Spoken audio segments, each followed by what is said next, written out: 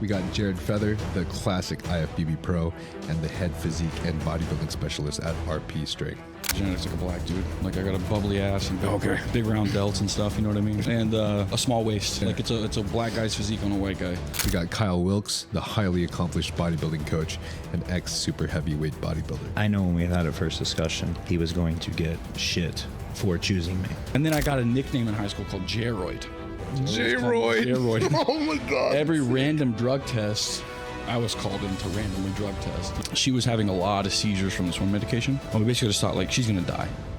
She couldn't walk really. She couldn't talk at all. I think one of the two most important genetic factors is one, how well someone can handle gear, their tolerance. The other is fat distribution. And I think a third thing also is injury resilience is a very genetic component that people don't talk about often.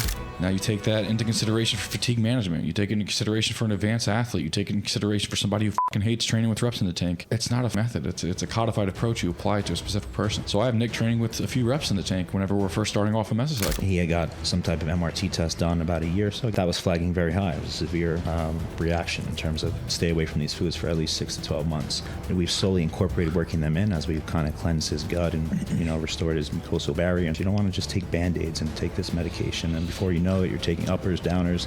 You'll get anomalies like Anton, kid I coach. Mm-hmm. Phenomenal. Most people never look like that no matter what. Mm-hmm. The reality is he's got good genetics, a very good response to any type of PEDs. But again, for him, if we do it the wrong way, we don't play the cards the right way, he'll be gone. Won't work. Because at the end of the day, we need longevity in Nick's career. I'm trying to make sure he can do the best he can, not just for this year, but for the year after and the year after that. If I just go in and don't give a fuck and we're just like, let's just do everything we can and see what happens. Well, guess what? That's not pressure. That's death on our hands. They're going to give it to the guy who's the best on the day. Every time. And I think that's going to be Nick. Before starting this podcast, I just wanted to say that ideating steroids for a full show is not widely accepted because it discounts the real work, which is the backbone of this sport. And unfortunately spreads that an unsafe chemical solution is all you need for results. Both of these are antithetical to society's understanding of the sport. And while there will always be some that claim that PEDs are all you need, I would like to deliver an honest message of what is required for achieving top performance, as well as the dangers associated with this route. I received this comment from a user named Nightscarens. But just as a rock climber, the athletes undergoing this path in the sport are willing to put their life on the line for their passion. Just the danger between the two sports is different. Luckily, we do have safety nets in the sport, such as organ imaging and regular blood work. But that doesn't change the high risk one must accept in taking on this competitive lifestyle. Do any of them speak Tagalog, Visayan? Yeah, they speak Tagalog. Does the accent rub off on you if you're around them too long? I used to speak like my mom, so we didn't know how to say anything. Traders Joe's.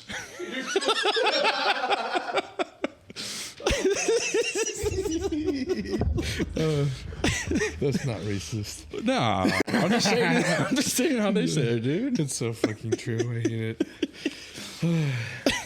Yeah, so gladly I've been away from home for long enough. Yeah.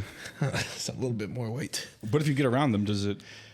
Because if me and your girl have a conversation for 10 minutes, I'm gonna have a twang in my voice. Yeah, I will absolutely have a twang in my voice. Yeah, same. What's up, man? How you been? Good, dude. How are you? Good. It's good to see you, my man. What's up, guys? My podcaster backup helper just came in. Where were you, Traders Joe's?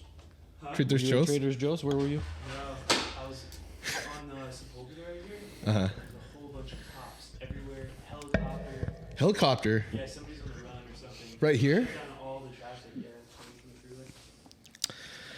Guys, Kyle's not getting here for a while. so we have the LA Fit Expo, and that's why Jared's here. And if you guys ever come, don't come to LA. Yeah, LA sucks.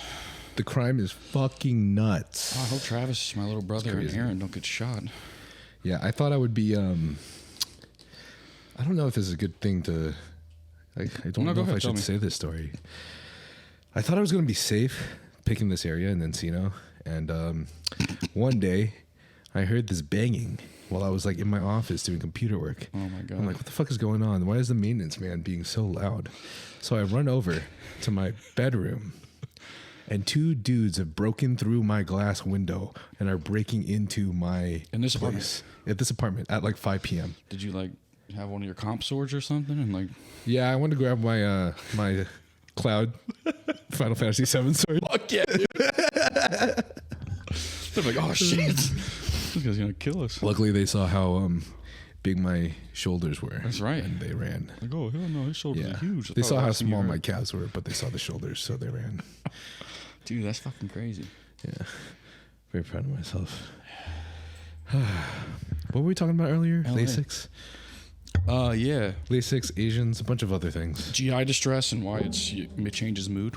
Yeah. Which I do have an answer to. Wait, what's the answer? Because You have cells in your stomach that create most of your serotonin.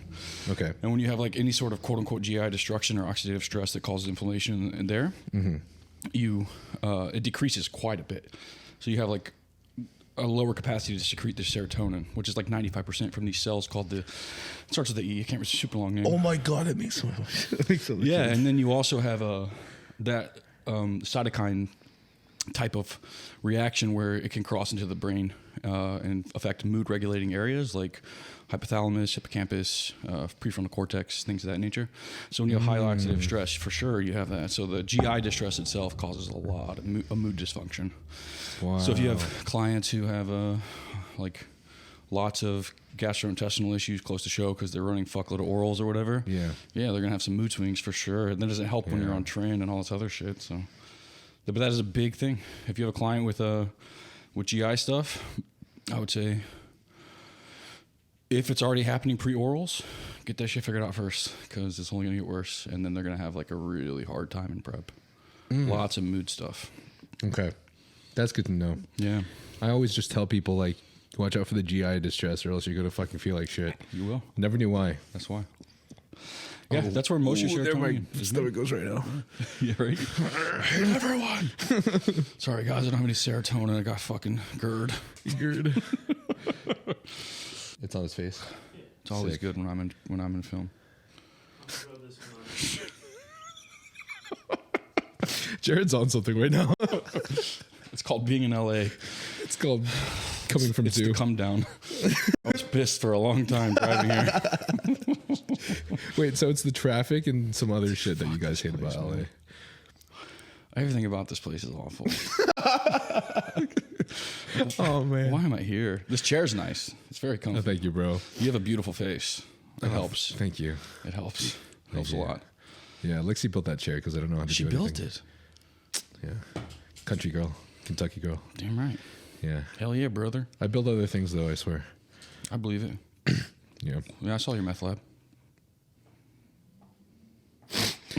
Anyway. Moving on.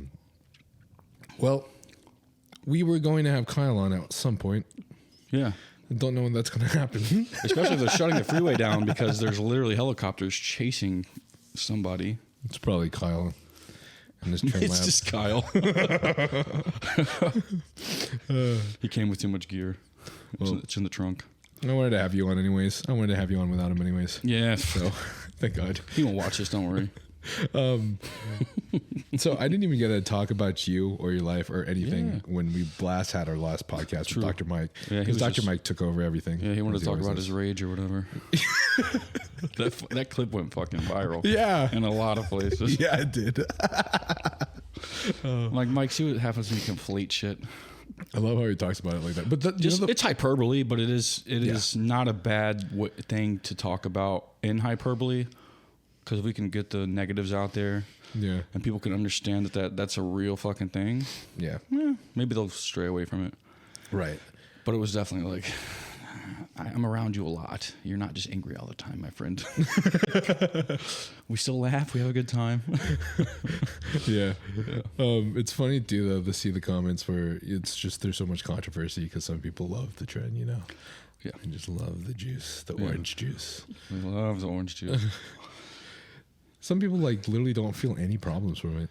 Yeah, I honestly, with Tren, Yeah. myself, I start putting it in around the time when I am experiencing like a decrease in mood from just the dieting aspect. And the second I put it in, it makes me happier. Whoa. Yeah. Really? Do you mind if I ask what dose do you start putting it in, and then you suddenly feel that like change? Oh, the second that I put it in. Like it's an acetate, obviously. Yeah. Most of the time, you can get it in acetate, but so it's a shorter ester, and the second, like I wake up the next day and I'm immediately in a better mood, and I don't go above like 125, like. At about 90, I believe it is milligrams, you get all the secondary benefits of like the blocking of the glucocorticoid receptor and things like that. Yeah. And people who do much past that. Did you say 90? About 90, I believe. It's about 90 milligrams. I've heard from, I think John Jewett said 50 to 100. So yeah, it's in that range. Yeah, it's in that range. Too. Yeah, you get most of these, because that's the only reason you put it in. It's still just an anabolic steroid. Right. It's still binding to that receptor, but the secondary thing it does is block the glucocorticoid receptor. Or bind to it, so that you can't produce as much aldosterone, as much cortisol. So that's why it's pretty cool. That's its secondary function there. Yeah, right. That's the reason I used it from the last prep too. My coach. It's a lot harder to talk about when everyone knows who I'm talking about. Yeah. The dose was a lot higher because that's normally the typical that people have running, right? But instead I decided I wanted to cut that in half, and I wanted to start at 100 because I had my friend who also listens to John Jewett, and then me myself who does listen to his work know about the whole 50 to 100 milligrams being like a minimum required dose for that effect to kick in. And I know from running certain DHTs in high doses in the past, like how it stresses me out when I'm actually in mental stress. Just isn't worth it. I feel like it just hurts me more in my progress, to be honest. Yeah, there's only so much blocking you can do, and if you're just pissed all the time, good luck. You're still gonna produce a lot of cortisol. Right. Yeah. And ruin relationships, and that happens all the time. So stay away from that shit, guys. If you already have some issues, you know. Yeah, for sure. Yeah.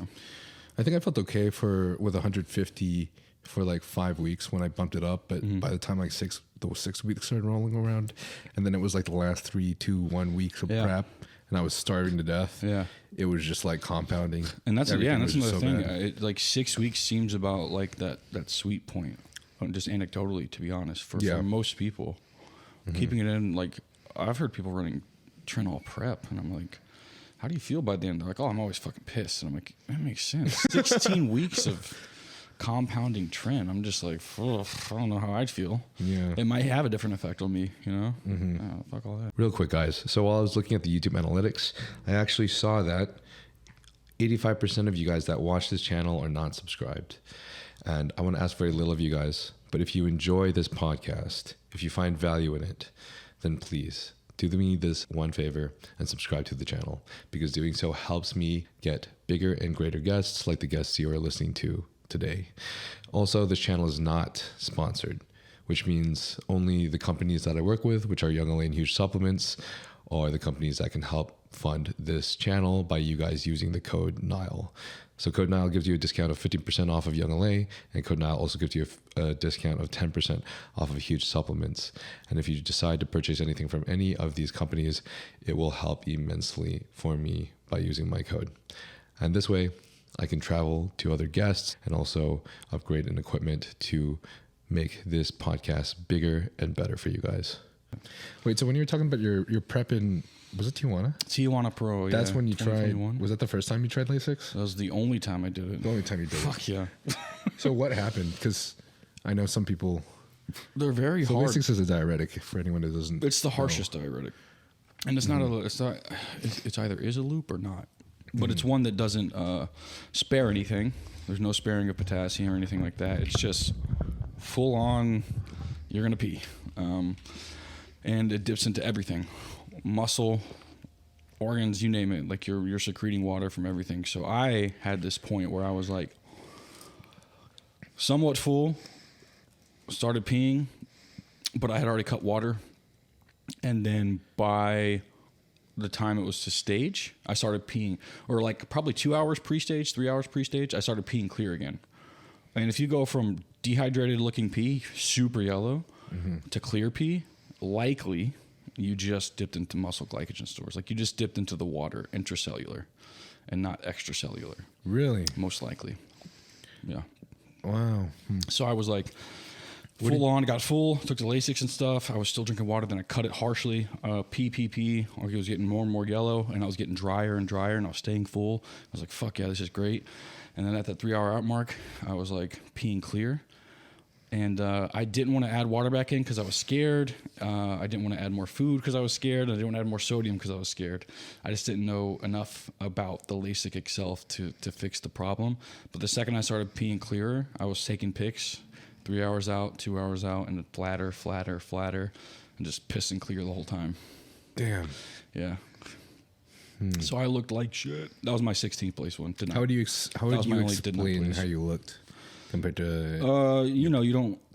Your muscles aren't pressed against the skin as well. You're not as vascular. Yes, Stefan says the pressure is pretty low. Yes, 100%. Like even just like flexing and like touching your muscle, it feels super soft. Okay. Yeah, you just where you had striations, even though you're still that lean, you don't have striations anymore. And that's happened to me a couple times on stage. Even if you have like slight glute striations, they just go away. Damn. And I have like insanely striated quads, and they were gone. My abs are always really good. I have like crazy, feathered quads? feathered quads. Feathered. They're feathered quads. Just gone, all of it. My abs were even kind of like flat. It was hard to flex my abs, and my abs are insane. So it was like, okay, I clearly fucked this up. Yeah, it was a treat, to say the least. That was my worst peak for sure. But I was doing that for a purpose. Like I was doing it to test time scales with Lasix and if I wanted to ever use it with any clients. And basically I came to the conclusion of what I already had thought, which was they suck. Why are we using these in bodybuilding when they have killed people? Yeah. What would you say that your genetics stand when it comes to the cosmetics of your physique when you're drying out? Like, would you say you tend to be on the more drier, defined, detailed side, or are you someone that tends to be more round and full? I'm kind of like I say this all the time, so I don't really care. But I have like genetics like a black dude. Like I got a bubbly ass and big round delts and stuff. You know what I mean? And a small waist. Yeah. Like it's a black guy's physique on a white guy, but from the back, don't have that super grainy look. My hamstrings do, but I just don't get the glutes like most people because that's largely genetic. Like if you have where your striations are, like it's genetic. Keon has striations up every single fucking quad. So does the Giant Killer. So does like Derek has crazy glutes at 8 weeks out. Yeah, and most people don't have that. Right. So there are guys who just have genetic strong points. Yeah, and if your genetic strong point is that you're super dry from the back, well, you're going to be really rewarded on a bodybuilding stage because half the time that's their only metric of this guy's in shape. Just from the back? Yeah. You've seen classic shows. Yeah. It's the guys with the glutes winning. That's all they fucking care about anymore. That's why I'm excited to go. Yeah, you probably, so you have, because you have the glutes. worst genetics for men's physique, but I have a lot better genetics. Yeah, I remember you posting some mirror shots. I was like, damn, he's fucking in shape. My glutes come in before my abs look perfect, and it frustrates me. That's most guys. That's because men's store Android, and female store Gynoid. So Android's the android obesity around the stomach and everything, and Gynoid is the hips and butt. Yep. And I store like a female. It's just how it is. Yeah. That's hot. All right.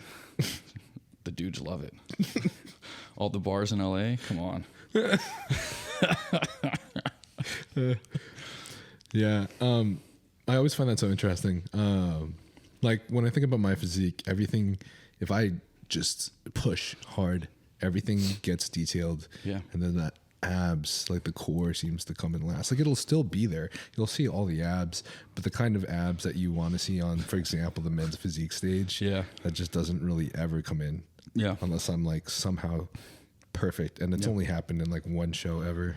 Yeah, that's how I'm on my glutes, man. Like last year, RGV and Nationals both were like the only times that I nailed having like some semblance of some glute striations on the outside of my glutes, and they rewarded me for it. You know, it's just the last thing. And if I do you have to push to get to that, and it flattens everything else out, and then I'm like, fuck, this sucks. You know. What do the judges say? Like, what are the judges' feedback that they normally give you?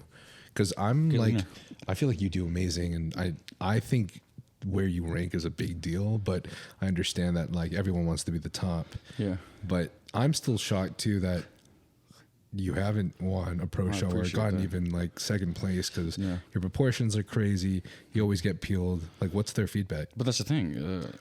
From the back, because I don't have glutes, my hamstrings can be dug the fuck out. My back can look great. I can have Christmas tree and shit. The glutes hold so much fat that they just don't. Damn. It's a glute contest all across the board, man. I'm telling you. That's their metric of who's in shape. And Maybe you should get like a reverse BBL or something. honestly, I thought about getting the skin reduction. I really did, dude. Because when I was natural, this is a true story. I was natural. I massed to 230 pounds. I got a DEXA scan because I was in charge of the kind of like at the end of my master's program. I was putting athletes on DEXAs all the time, and I got to run that equipment. My gynoid, my hips and my butt, stored 32% fat, while my core was at 17. While your core was at 17. My hips and ass were 32. It was the most insane distribution of fat I'd seen, and I had done thousands of people on that thing. How is the what's the average that you normally see? Maybe a 3 to 5% variance, 3 to 5. like a percentage of the body fat. So like Right. let's say somebody's 18 and then 21, 22. Yeah. Mine Yours was was like double. that fucking big. Damn, it was crazy, that's dude. insane. So when you think about that, if you think about somebody with 32%, Those black genetics are crazy. dude, right? Have you got a 23andMe? Yeah, I'm only 1% Nigerian, but that's like everybody. But I'm 15% Greek. Like Okay. My biological father is Greek, I guess. So Okay. I guess. Fucking gay. So I have loose skin because of that. Like think about a guy who comes down from 32% body fat, like, and then they get in great shape and they have like loose skin on their stomach. You know what I mean? So I have that on my ass. So not only do I have to like get really lean, but I also gotta like when I wear my trunks, I gotta like pull my skin up and use like the glue and tuck that skin up there. Damn. Yeah, it's fucking crazy. Yeah, it's some bullshit. So I thought about getting some skin reduction there. I really did. Is that what they say then? What? Like- no, my feedback is always like get leaner. That's always my feedback. And then No, fucking great. right, and then it's my arms and my back. You know, I'm like a broad guy, so when I'm standing next to other competitors, I usually look pretty big. Okay. And because everybody else is so compact and classic, or they're just really great genetically and they have huge arms and backs, I look small up top. So, Okay. yeah.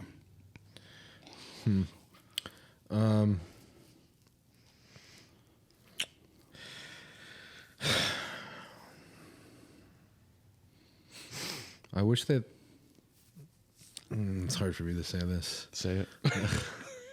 I just understand that it's hard for them to give like direct feedback sometimes. Yeah. It's a little complicated. Yeah. But I mean, the fact that you already understand where your genetics lie, I think is a big. Yeah, I think I have the genetics to be on the Olympia stage. Yeah, I think so too. Yeah. I think so too. I think we both do. Got that small ass Asian waist. Exactly. 12-year-old Asian girl. 100%. So, how did this journey start for you? What was like the first memory that you have of you deciding like, oh, I want to be a fucking bodybuilder. I want to lift. Lift is different than bodybuild. Yeah, I was gonna say same with me. Yeah. My lifting started as an outlet to get away from home. My mom constantly got operations on cholesteatoma she had, which is like a benign tumor, basically. Okay. It eats through your skull, or it can protrude out the ear. And she had to have like a false tympanic membrane, but she had shitload of pain meds growing up.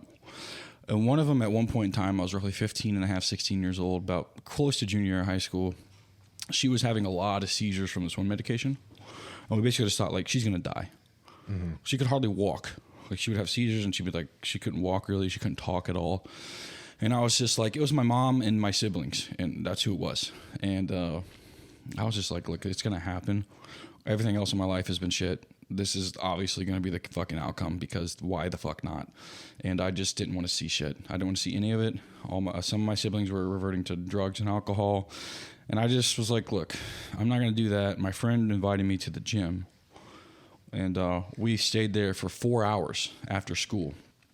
And because of the time that I was away, like able to stay away from home longer, it just became an outlet to stay somewhere else.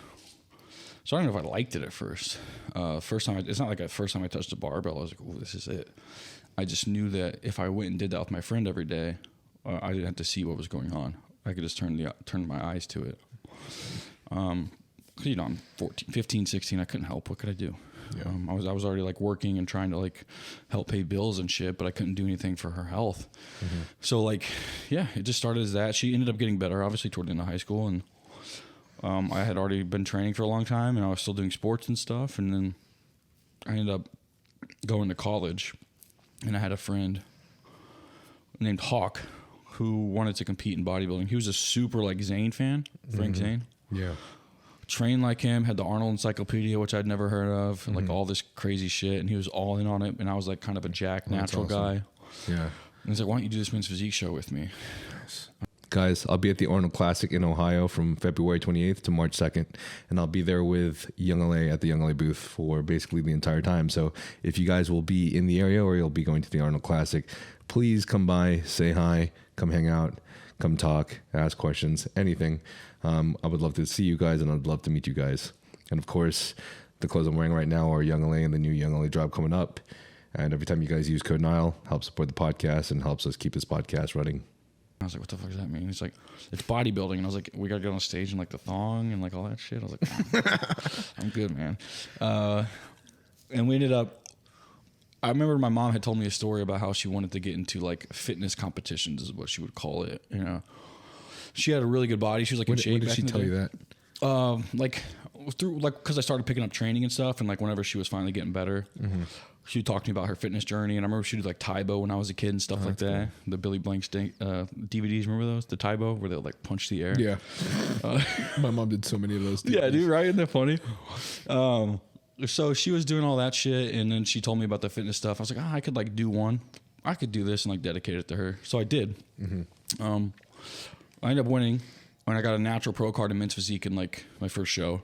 Fuck yeah. And then I was like, oh, okay. I guess I'm kind of good at this, because it was my first time getting like shredded. Because from 15 and a half, 16, whenever I started, it was train, build muscle. And I built, the first time I touched weights, I was 115 pounds. 6 months later, I was like 160. So I was like, okay, something, I have something. Do you have any idea of how much body fat you put on? It wasn't a lot, man, because I have like a transformation picture, and I only went to like crazy, huge delts, shredded fucking abs. I have like a picture of me doing this from bodybuilding.com days. I was like 17.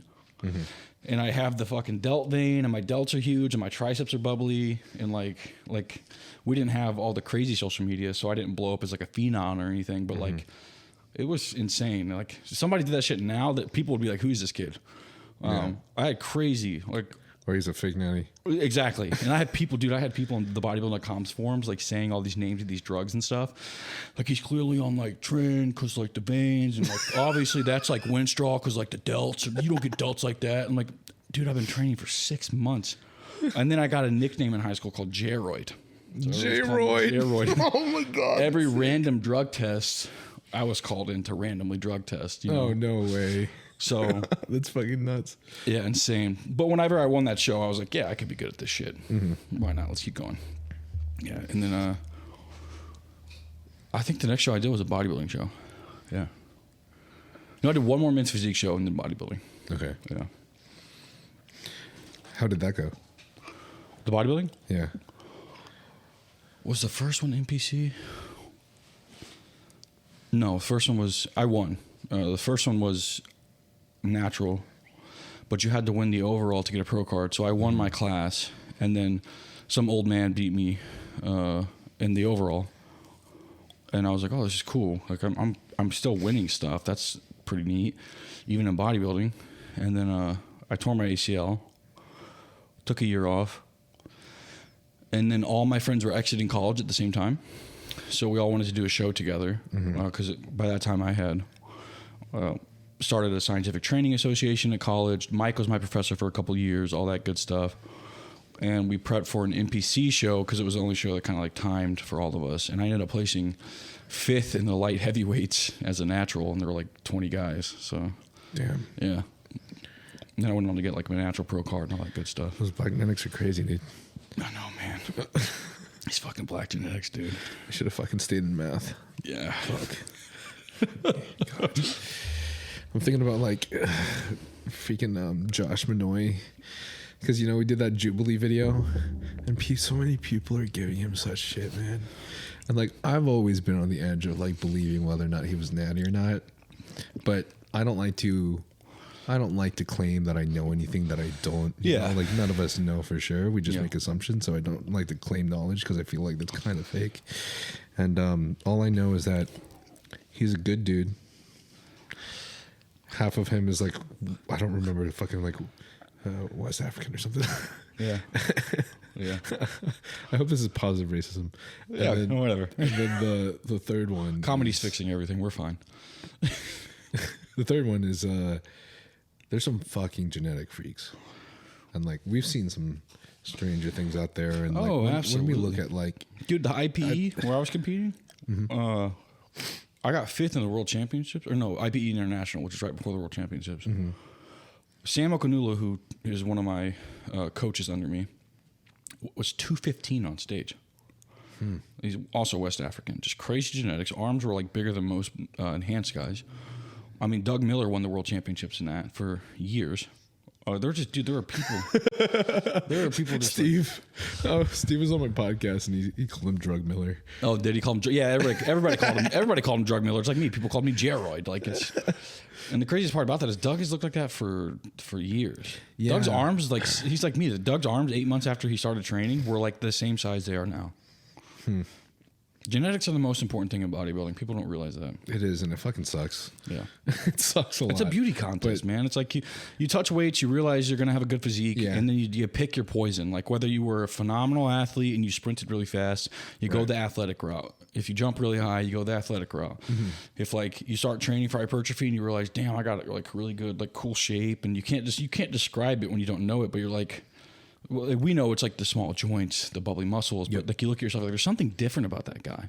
Yep. When people say that, when they don't know much about bodybuilding, they're like, I don't know why I look at that guy's physique and I think I want to look like that, but there's something about it. And it's like the small waist, the big chest, the broad shoulders, the small joints, like it's the look. And even whenever you don't know that you look that way, you look at yourself and you're like, I could probably keep doing this. I look good. Yeah. Yeah. But well, I mean, that reminds me. Have you heard the whole thing where it's like, I'm trying to remember what the exact saying is. It's not like you. It's like your genetics pick the sport. Yeah. Yeah. Kind of true. Yeah. And I think that's true with all sports, really. Yeah. You know what I mean?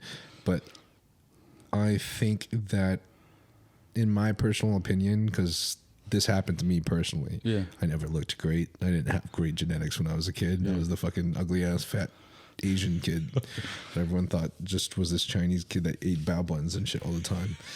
And I like never actually ever looked good for like the first like 6 years maybe of lifting. Yeah. I started lifting when I was 12. And like I got really skinny at one point. It wasn't until I started competing at my first few shows that I started looking better and better, but then there were still so many people that looked better at me. Like, I'm gonna be real, like I don't want this to encourage people to do something they'll regret or like drop into the dark side or something. Yeah. I don't know if it's gear that has changed me to be something that's at least noticeable, but I think it's mostly just training 17 years and then also having support in places that my genetics aren't good at. And for example, that is, I think testosterone levels are probably one place where supplementing with test has helped me. And then another place I know for sure is my IGF1 levels and probably whatever growth hormone systemic is fluctuating through my body. My IGF1 levels on average stood at like 100. Mm-hmm. That's the bottom of the reference range. It's like an old man. It makes no sense. Yeah. Like, why the fuck is it always at the bottom? Now that I'm taking 4 IUs of GH, highest I've ever taken, I'm fucking growing a lot, bro. And my IGF-1 levels are always in the 400s. Yeah. So it's like... Well, that's the thing. It's like... Just because you do it, you realize you're good at it, doesn't mean you're going to stick with it. Yeah. Some people have the worst, like, really bad genetics. I mean, like, dude, sorry guys, I did a seminar in India. And a lot of those guys have been training for like 20 years and have seen 5 to 10 pounds of muscle growth, but they love it. You got to love it. You got to put in the fucking work. But do they have the best genetics for putting on muscle? Obviously fucking not. Really slow twitch. Not a lot of fast twitch. Yeah, mine's really slow twitch too, according to my test. Yeah, so it's like, do anabolics help with that? Yeah, of course they do, you know? Yeah. And if you've been doing it for a long time and you're capable of making a logical adult decision around that topic and understanding the drawbacks and understanding the side effects and understanding the legality and understanding whatever, that's your decision ultimately. You know, Right. I'm libertarian. Yeah. More power to you, man. Just you gotta educate yourself on the downsides. That's the most important part. Like, fuck educating yourself on the upsides. Like, you know steroids work. Yeah. Educate yourself on the downsides, because that's ultimately where the other side of that decision comes into play. Right. Where the smart decisions can be made.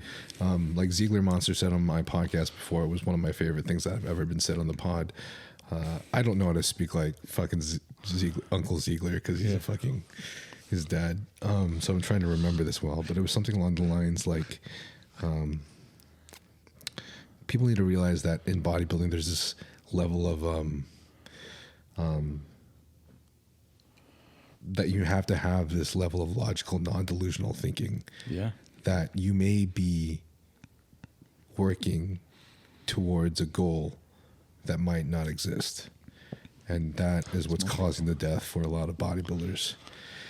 Which sucks because I'm on the other side wanting to give hope, because I've been on the place where I'm like, dude, I'm fucking nothing, man. Like, my parents think I'm worthless. My mom thinks I'm this ugly fat kid. Yeah. Everyone in school's making fun of me. Even through high school, like, until I literally started lifting or finished lifting like my 7th year or something, I started getting a lot more, like, I guess you could say, like, gym validation and shit. Bro, it took me like, I don't know, is this my 17th year of lifting now or something? Like, I've only really been in the social media industry doing bodybuilding with at least a decent audience for like 4 or 5 years, maybe. Yeah. So how long did it really take me? I just didn't give up. Yeah. But Also, you fell in love with it before you ever started shit. yeah, Like, you fell in love with the process, and you had a level of insecurity that you probably didn't just try to fix with fitness. You also worked on your mental fortitude. And when you're berated as a kid, whether it's by parents or colleagues or peers, and constantly told that you're nothing, you either come out of the other end really strong or really fucked up. And kind of both, honestly. And yeah, it can be both. But if you're working on the kind of fucked up, you have a higher chance of sticking to something. And like, you know, my childhood was fucked up, and I had a lot of, since I was 12, I've been meditating. 12 years old. I remember you saying that before. So, not many people are that in tune that young with what's going on around them and like developing a worldview that early. But, you know, the more we can teach younger kids who are kind of like seeing these insane influencers talk about Tren and shit like that all the time, the more we can influence them to just kind of like work on their mental health at the same time as their physical fitness. Yeah. And develop that kind of self-esteem if that's where they're lacking. That's probably better than just like, let's take some juice and maybe then your genetics will show. Like, you know. Yeah. So I like that a lot, dude.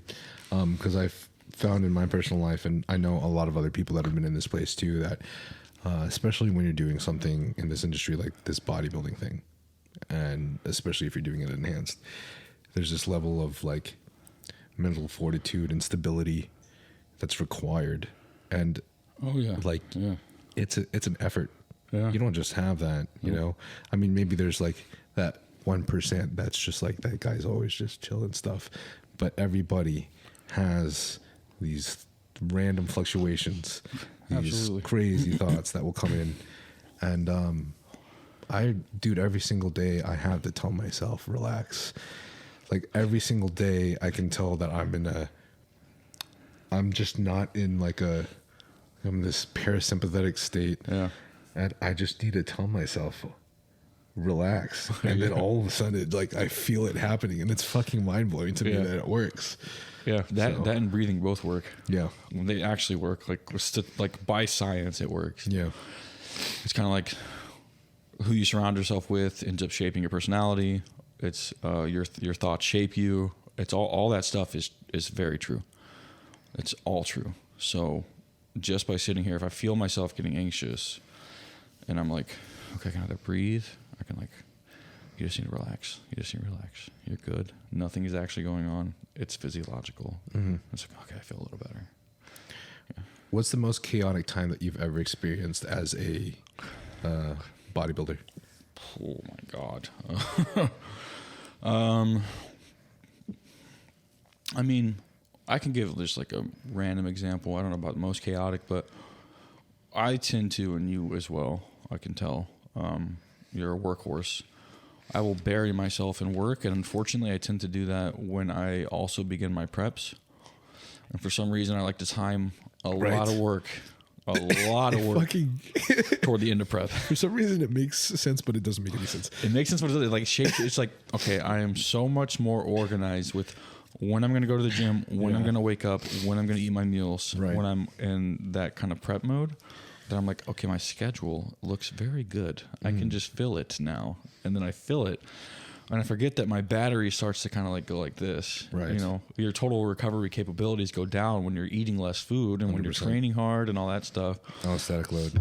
Exactly. And as the diet goes on, it gets less and less, and you get less body fat, and then it gets way less. So your battery's like this, but you're working the capacity like this, and you're constantly just kind of like a steam engine, just like. Oh fuck!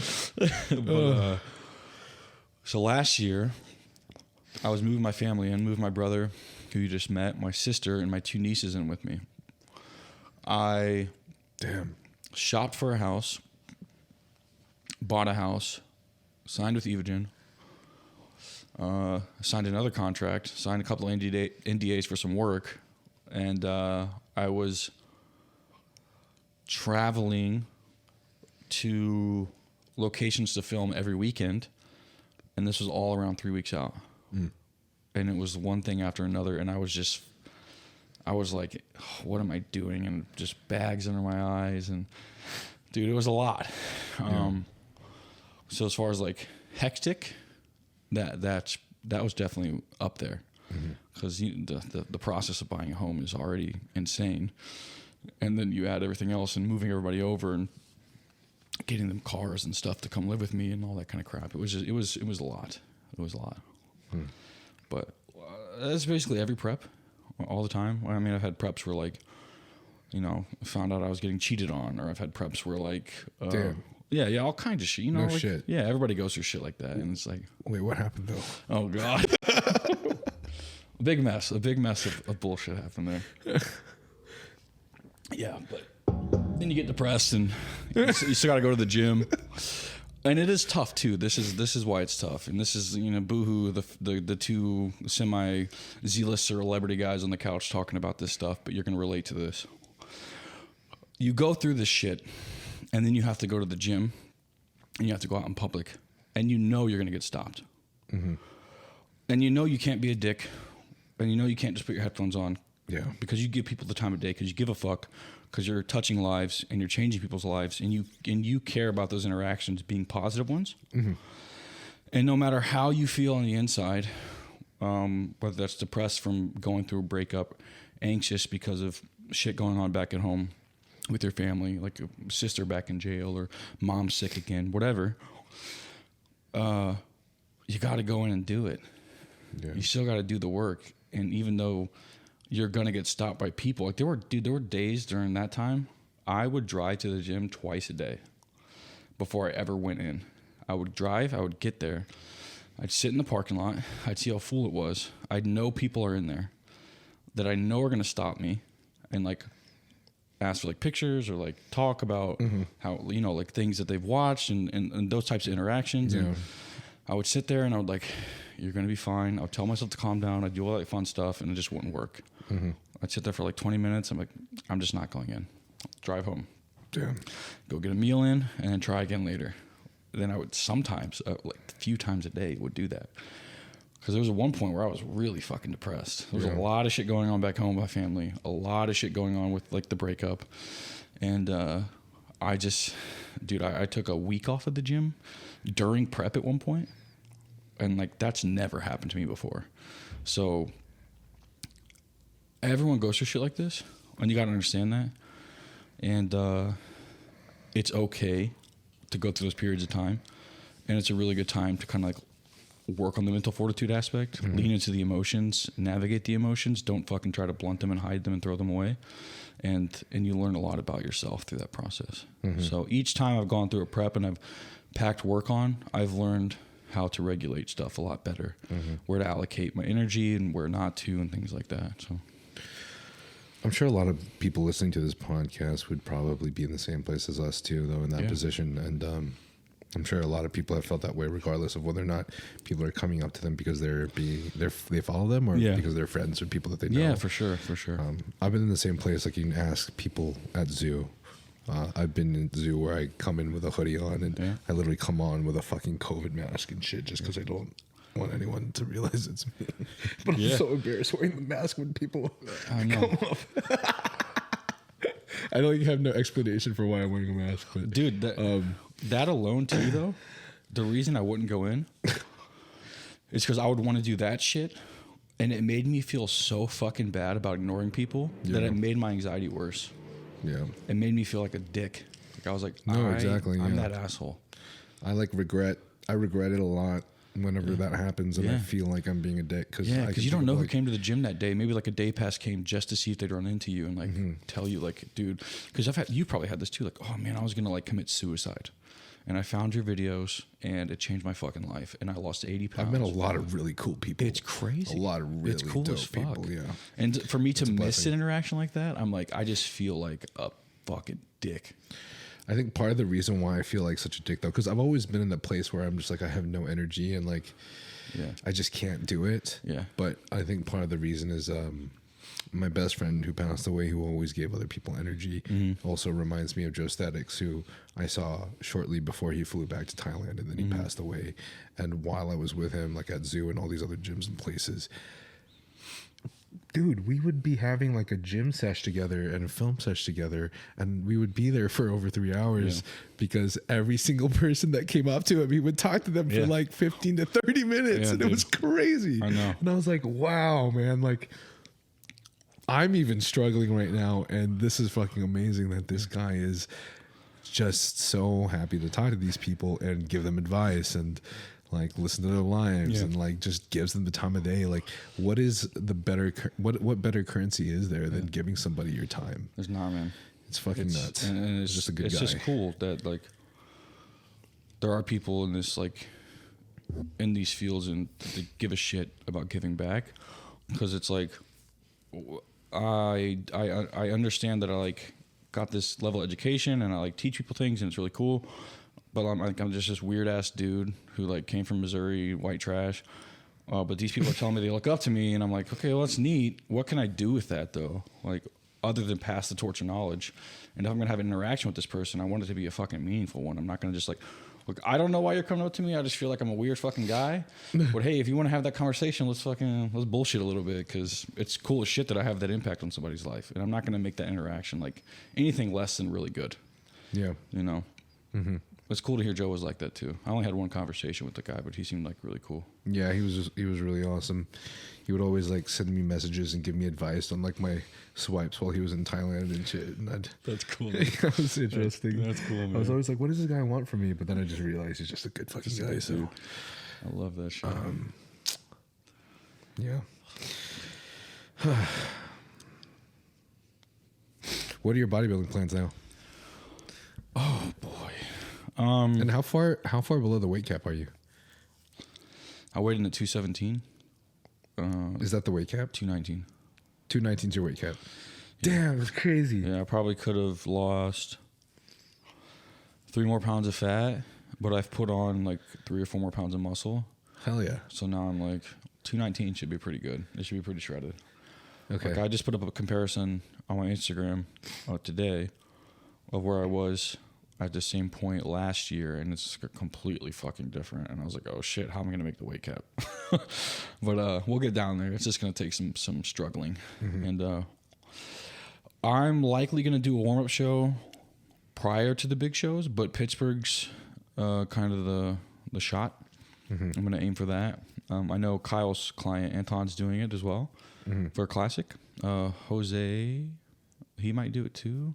Hosema, the beast guy. Hosema. The beast guy. Yeah.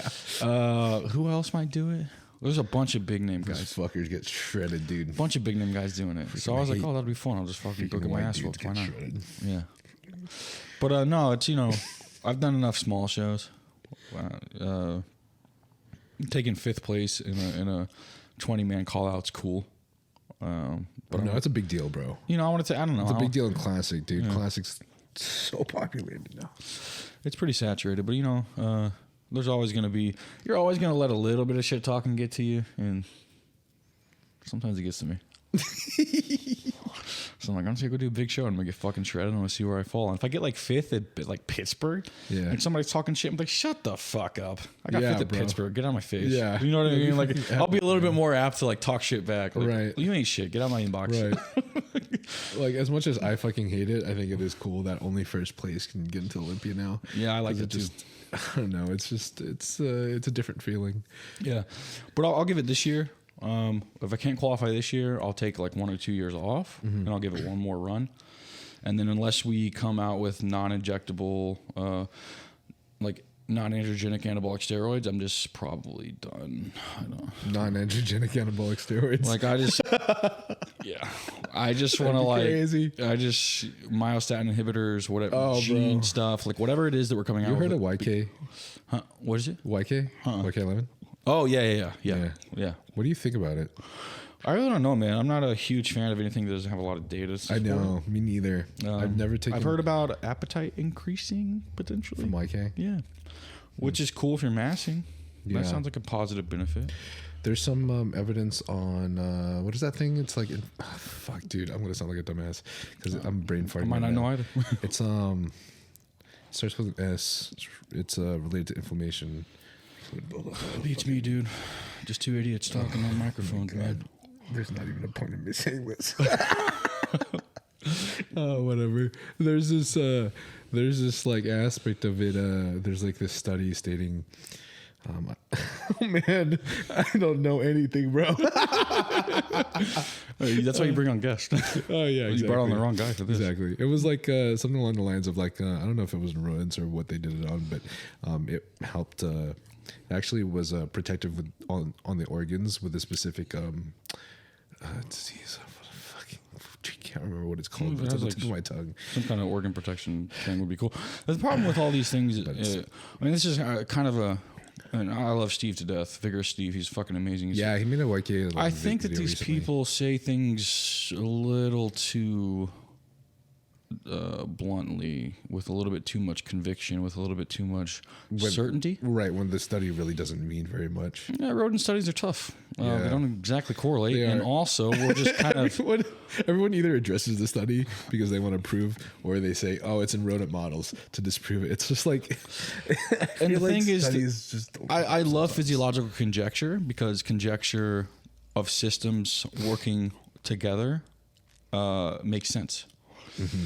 And Steve does a lot of conjecture. He says this should work this way because of this, but a lot of the stuff with like mitochondrial health, for example, a lot of the things are saying like, well, this will help with mitochondrial health. I'm like, does it? Because we kind of already have processes in play in our biology that do that.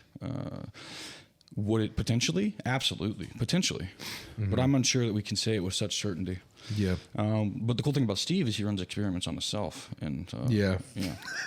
So that's promising. A lot of things he says are fucking great. But a lot of these guys teaching about a lot of the peptides, I'm just kind of like, yeah, I see where you're coming from. I see what you're saying, but it probably doesn't work that way.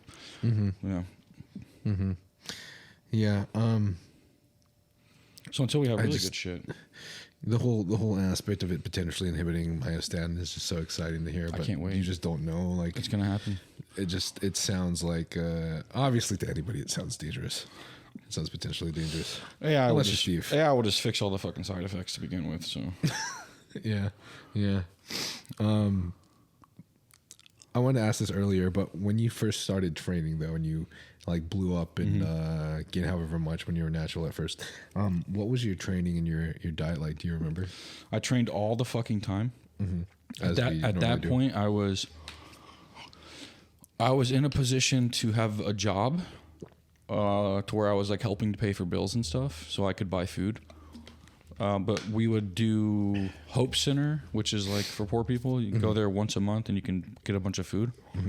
So I would get like tons of rice and tons of things that I would see people eating online. Like I was watching a lot of the Matt Ogus vlogs, 3DMJ stuff, Omar Issouf. I was watching like these people on YouTube when I would get access to computers at school. And I would eat everybody around me's leftovers at school because like I knew when I went home I might not have food that day.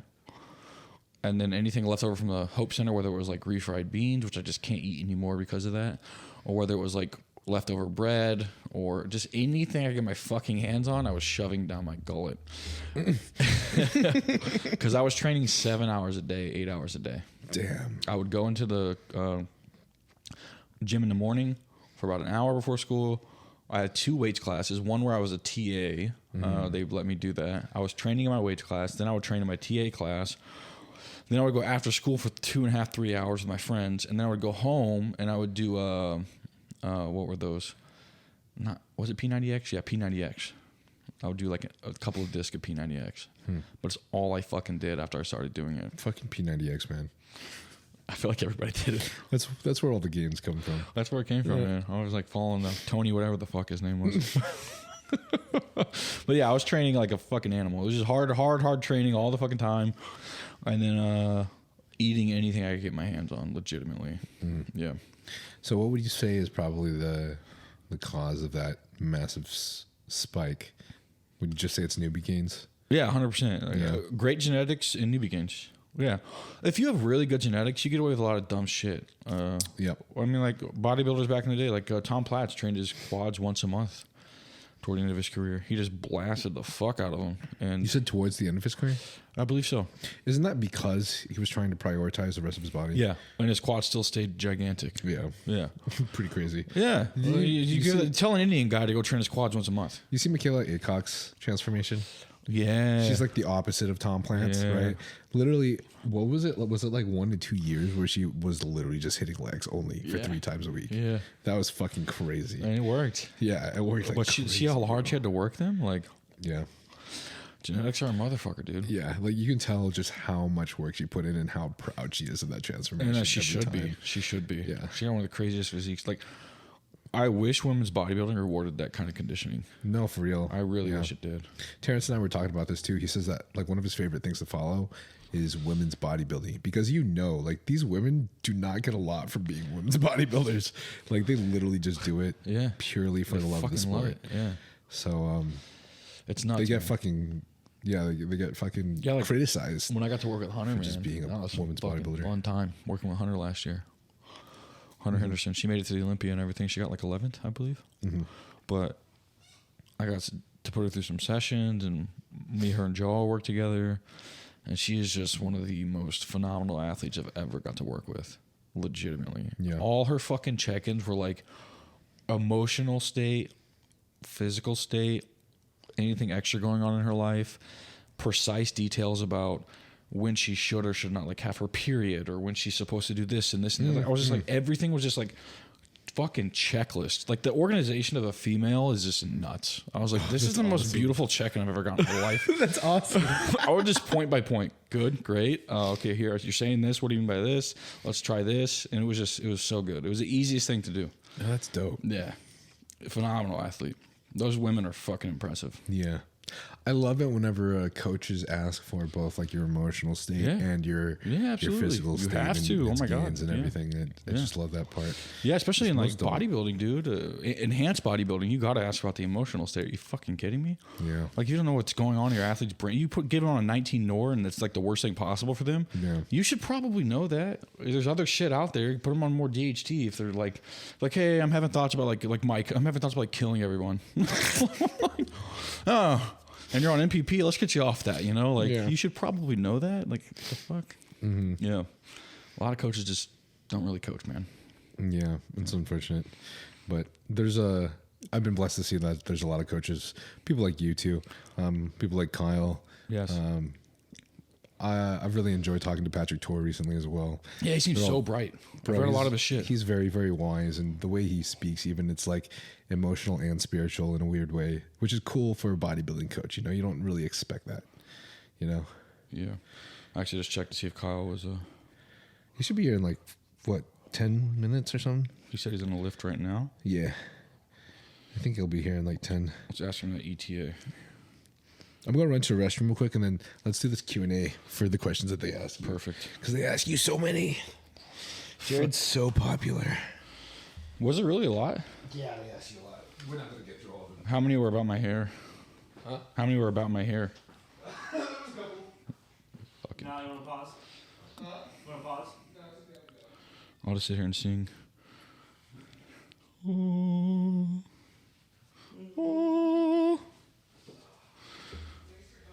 Of course. I'm talking to Niall while he takes a shit, guys. Are you rubbing one out? Are you thinking about me? If you feel like any of the medications that we spoke about today may benefit you, such as BPC 157, GH secretagogues such as Tesamorelin, IGF1, oxandrolone troche, Semaglutide, then you can obtain these from Trensparent HRT, and the link for that will be in the bio.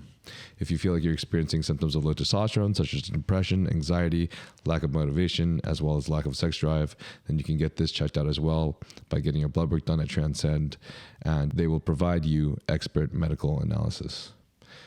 Transcend HRT has worked with many professional bodybuilders and pro athletes, such as Thor Bjornsson, Phil Heath, and Jeremy Buendia. And if you feel like this podcast has any relevancy to you, I do believe that this clinic will provide of great benefit to you as well. Did you ever have issues with NPP, by the way? Me? Yeah. Yeah. Bye-bye cock. Like everybody. Masteron did that to me too. Masteron did that to you? For a month and a half. Really? Yeah, knee erections. And I even increased my test to like 800. Wow. Nothing. Crushed my E2. That's so crazy. Yeah. Because a lot of people feel more horny on Masteron, huh? I wish. Damn. Now It that- does do weird things, though, the weird E2. I don't really understand Masteron's interesting E2 suppressions. No. My E2s are already really low. I took 1.2 grams of test when I was mashing to the open. And my estradiol was at the low end. How often do you inject? Multiple times a week. Like EOD-ish. every other day? Ish. Do you think it would help if you injected less? No, I have a huge spike and then have a radical dip. It just wouldn't be, Yeah, I'd probably get gyno because of that. Even though your E2 is already low. Yeah, but you know, you'd have stronger shifts in that. Yeah, and that's what So it'd be causes like, all the side effects. Yeah, exactly. Yeah. Okay. Mr. Jared Feather. Who's that? What a dumb fucking name. Anyway, Anton for a year asks 100K, would you rock an obnoxious BBL for 1 year? if I get 100K, Yeah. I think you already have one. a BBL. Yeah. Let's say obnoxious. So let's say 3x the size of mine. 100K. Yeah, 100K. Increase the price, homie. I don't know what to say.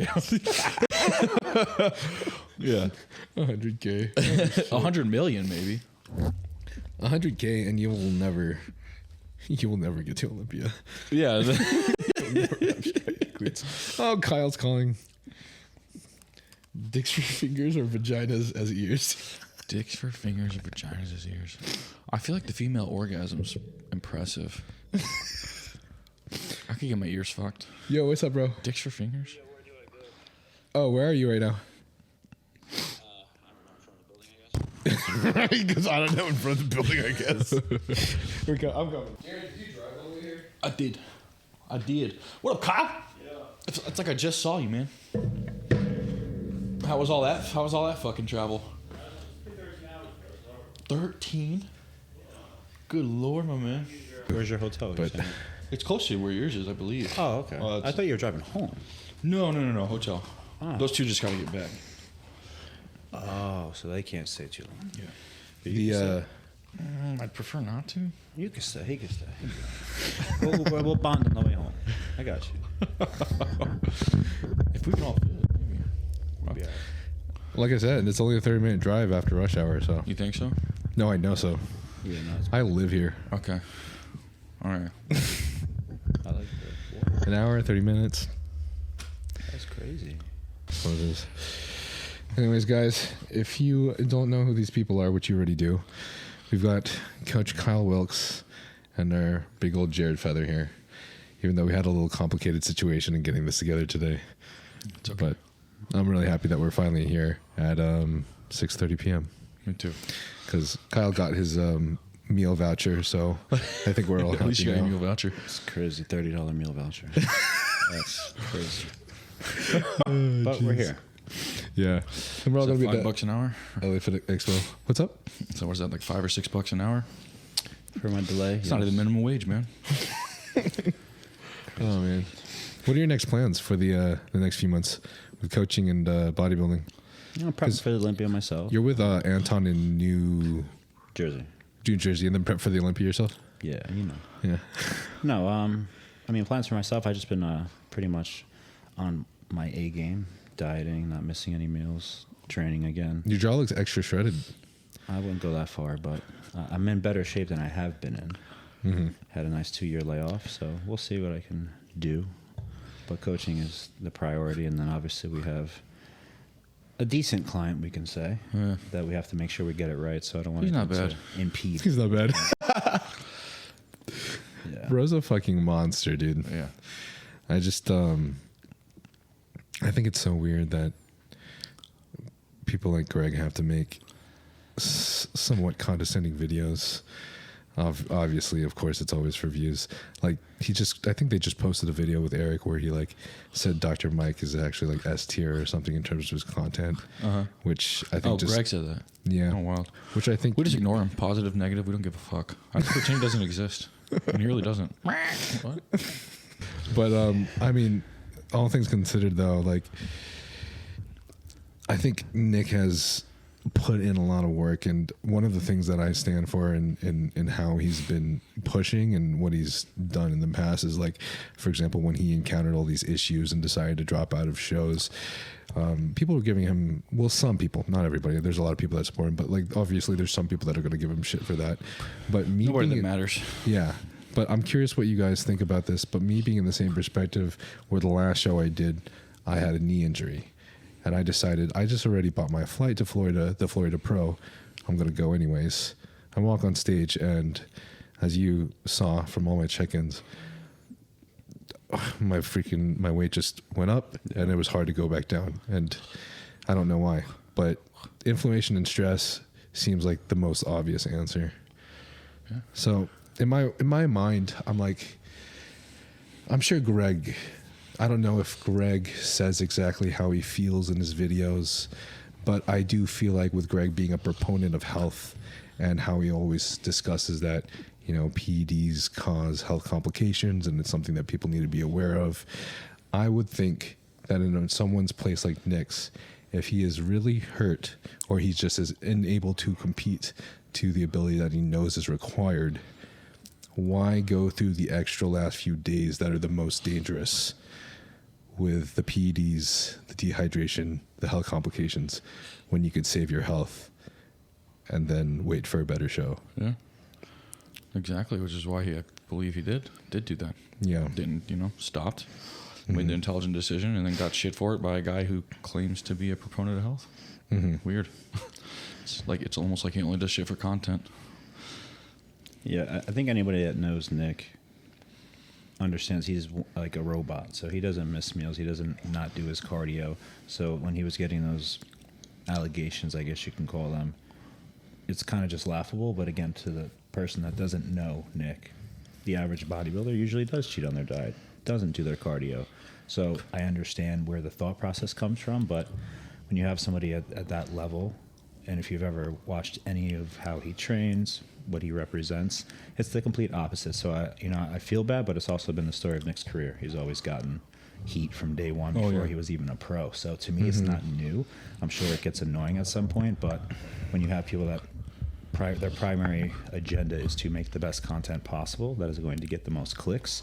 I understand from a business perspective, as far as from a moral perspective, and kind of being hypocritical to a degree, being that you're saying you want to kind of focus on being health focused, and then when it comes to a decision where someone's pulling out, it's not because they were fat or not in shape, it was because there was a problem. And maybe the person doesn't want to state the problem, or you don't want to dig into it. Yeah. But I just don't agree with, I don't know, taking that approach. But that's just, you know, I've learned over the years that not everyone is going to carry themselves the way I would or be professional about it. But when you start to kind of, I don't know, kick a man when he's down, that says something about you, in my opinion. I prefer to just everyone let the results speak for themselves. But well, what was I trying to think? How did you guys? How did your relationship start with Nick? Want to go first? Go ahead. Ours are pretty different. Yours was a fun story. We just got to do this so, on his channel. Interesting enough, you know, I've always been someone that is calculated with a lot of things that I do. Okay, and growing up in New Jersey, it's a pretty competitive state for bodybuilding. You see a lot of good guys in the tri-state area, especially before Florida became a big hub, and you know, Alpha Land in Texas and things like that. Nick was an up-and-coming bodybuilder. He was about a year younger than me, and he started making some noise. I had, at the time, I started coaching back in 2016, and I was competing myself actively, doing my best to try to be the best bodybuilder, try to be the best coach, and just develop as a human being. But Nick was starting to gain traction, you could say, to where people realized he obviously had a gift. He had a very unique look to him. He was very freaky. And my clients would send me, you know, what do you think of this kid? And at the time, fuck this kid, you know. You know, he's got crazy potential. I wish I could look like that. But as I would look into it more, he was just making really good progress.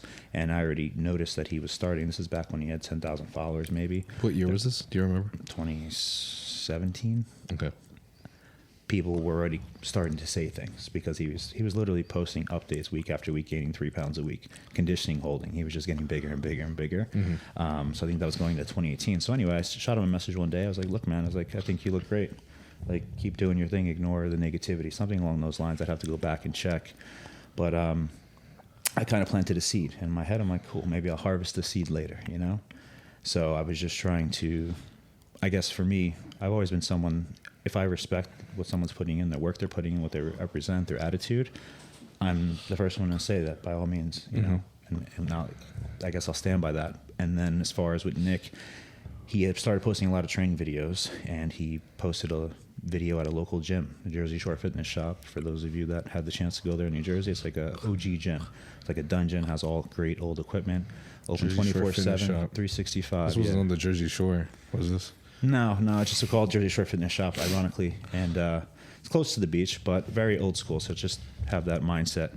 And he was there, and he was lifting, I think, like 160-pound dumbbells, which no one touches those kind of dumbbells generally.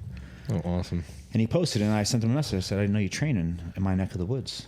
And he said, I train anywhere. I love gyms. And I said, okay. And then he said, you come here often? I said, that's where I've been training. And I said, I didn't know you live around here. He's like, I live an hour and a half away. I said, oh, you just like checking out gyms? Like, legit, cool. And then he had messaged me and said, maybe we can train sometime next time I come around. I said, no problem, man. I'm there every night, 7 o'clock. I had a regular corporate job at the time. And, you know, I'd go right from work to the gym. And he said, maybe later this week we'll catch something. The next morning I wake up to a text, and he said, are you training today? I said, yeah, 7 o'clock. He's like, what do you got? I said, back. He said, okay, I'll meet you there. I said, all right. And first time we met, he kind of gave me the reins right away. He said, you lead, I'll follow. And to me, again, I was already looking up to him in a way, like, this kid's making crazy progress. Yeah. I'm doing decent coaching, but from an athlete standpoint, he dominates me, you know? And that was kind of the start of everything. And we literally would train together every day, same time, same gym, for about a year. And that's how our relationship really started. I guess I skipped over the one part about the programming, remember? Yeah. You think I should add that in? Yeah, for sure. It's a good story. So prior to me noticing he was training in a local gym, I was following a training program from John Meadows. R.I.P. to John Meadows, awesome guy. Yes.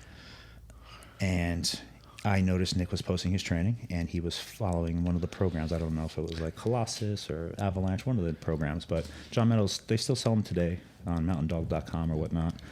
And I had bought 2 programs already at the time, and Nick was following this new one.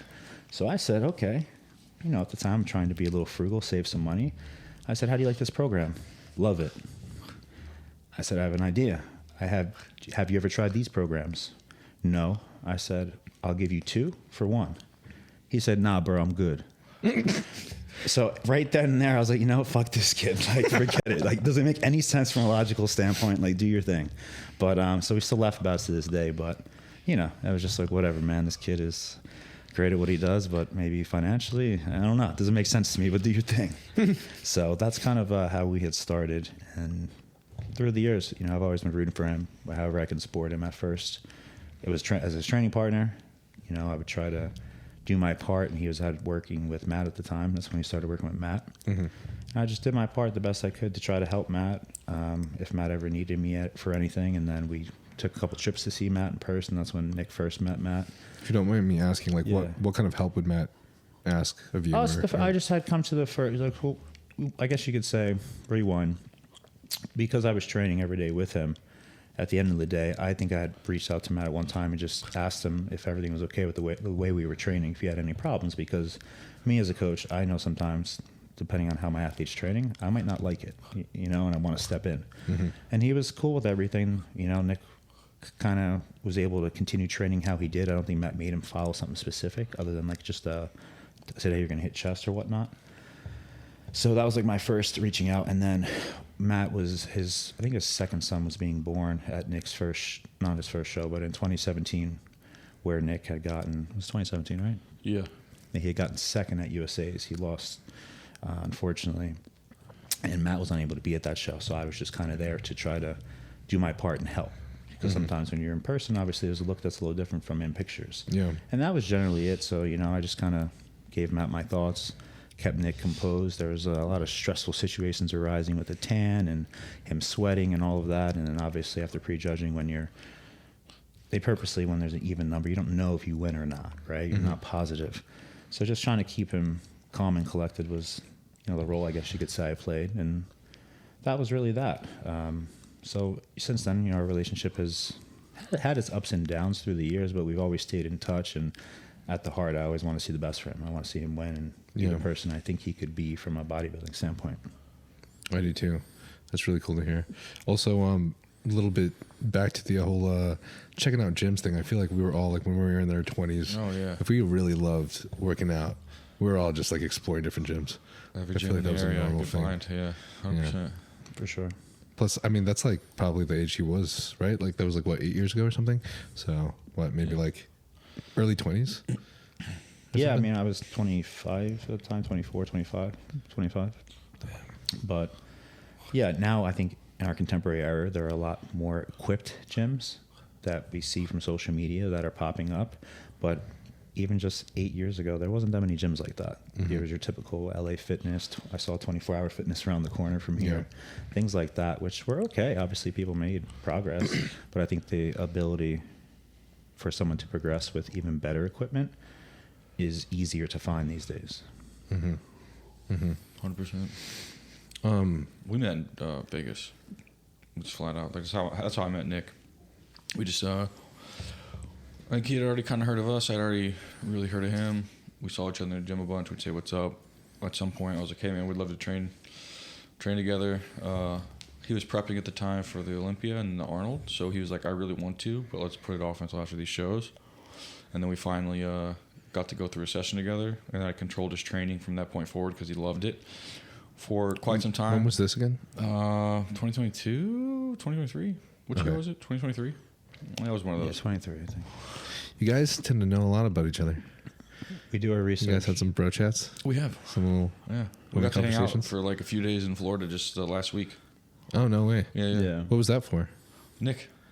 Oh, we actually like to see our clients in person, like it's That's not a shade, I promise. That sounded like shade, but Sorry. Gotcha. Okay. Sorry. Yeah. Sorry for It was interrupting. great. Yeah, it was good. It was a good time. Well, we got to train together and stuff, and it's cool because Kyle's starting off like basically, like you said, getting pretty serious into training and stuff again. So he actually let me put him through some stuff too, which was dope as hell. Because that is the first thing. With me and Kyle, we had to get on a phone call immediately. Because like Kyle said, if he doesn't like the way somebody's doing stuff, so he wanted to kind of suss me out. And you know, I wanted to see, because me and Nick had a conversation too. I was like, look, if Kyle tries to be like your old coach was with the training stuff, I'm just not about it. I don't want to help. And he's like, no, dude, you're going to be doing my training. Trust me, you and Kyle just talk. And we had a conversation. It was really good. We both agree on basically everything. And we know when to keep each other updated. Like he just texted me today telling me he's going to do some modifications to diet. So there's certain points in time when we really need more contact. So like, hey, what are you doing here? We're 10 weeks out now. Are you doing anything different with supplementation or the food? And then I'll make modifications to the training. I'll show Kyle. And then we just have happened to agree on basically all points there. It's been really that's fun. fucking awesome, Yeah, bro. it's been cool shit, dude. It's like any other sport that actually has multiple coaches. Exactly. It's been a cool That's collaborative fucking effort. dope. Right. Do you mind me asking, when you were stating, hopefully he's not doing training like your old coach, what exactly you meant? There was just a lot of interjection, interference, and another set of, another person in his ear saying like, well, I think you should only train 3 or 4 days a week. And I was like, right off the get-go, I was like, Nick, this is not going to cut it. I'm telling you right now, it's not. And he's like, yeah, but I really want his input too. So I was working around a few people. I see. And then it just got to the point where he got in his ear enough where he just stopped doing it. And then he realized later, after all these kind of setbacks, like, I made so much progress doing things that way. Why did I stop? He made a lot more progress training with you. Yeah. While following the other protocols of Matt's program. Okay. Yeah. That's awesome. Yeah. And then, so that's why he reached out to me to begin with. Wow. Was like, he actually made that video a while back about the whole topic on that. So you guys go watch that. It was a pretty good video. It was That's on one for RP. Yeah, it was cool, man. I'm just glad that he took to it as well, and like I'm able to be that guy in his corner, keeping him safe and keeping him progressing really well. I'm glad that he enjoyed it, and not everyone enjoys doing it that way. A lot of people just want to go in and fucking bang heavy weights, and I get it because that's kind of how we all started. And if you're not completely destroyed yet, and you can keep doing that, and you love it, more power to you, dude. But after a while, and you want some like. You start to feel the joints a little. You get more advanced in your career. Exactly. You want to see more progress. Maybe then try something different. So this may not be too special or anything. It's just my personal account. But after listening to all these different types of training methodologies, the way that I've started training in the past, maybe half of a year to a year now, has been whenever I progressive overload and I write down what I progressive overloaded on, whatever I PR'd on. For that, I do a little bit of cheating, depending on how. But I make a mental note of that form, right, and try to make it consistent. But if I really want to push that next rep and I know it's there, I will, for the sake of increasing that logbook, increasing the dopamine of me seeing those numbers go up. But in every other portion of my workouts, I've noticed for me, regardless of whether or not I'm going full range of motion and slowing the eccentrics or not, the failure point is reached the same. But I always felt more soreness and more pain when I was training with you guys, which to me, I was like, I don't know if that's a good thing or a bad thing, but it feels right. And also, I tend to be more careful with my joints when I'm doing so. 100%. It feels better. And that's I've been doing that, and then also implementing like SST sets, intensifiers, or time lengthening sets, such as like Patrick Tour's SST sets, where you do like rest pause sets, for example. I mean, I could go into like crazy nuances of all that shit, when it's good, when it's probably not, and stuff. But like it's stuff to try.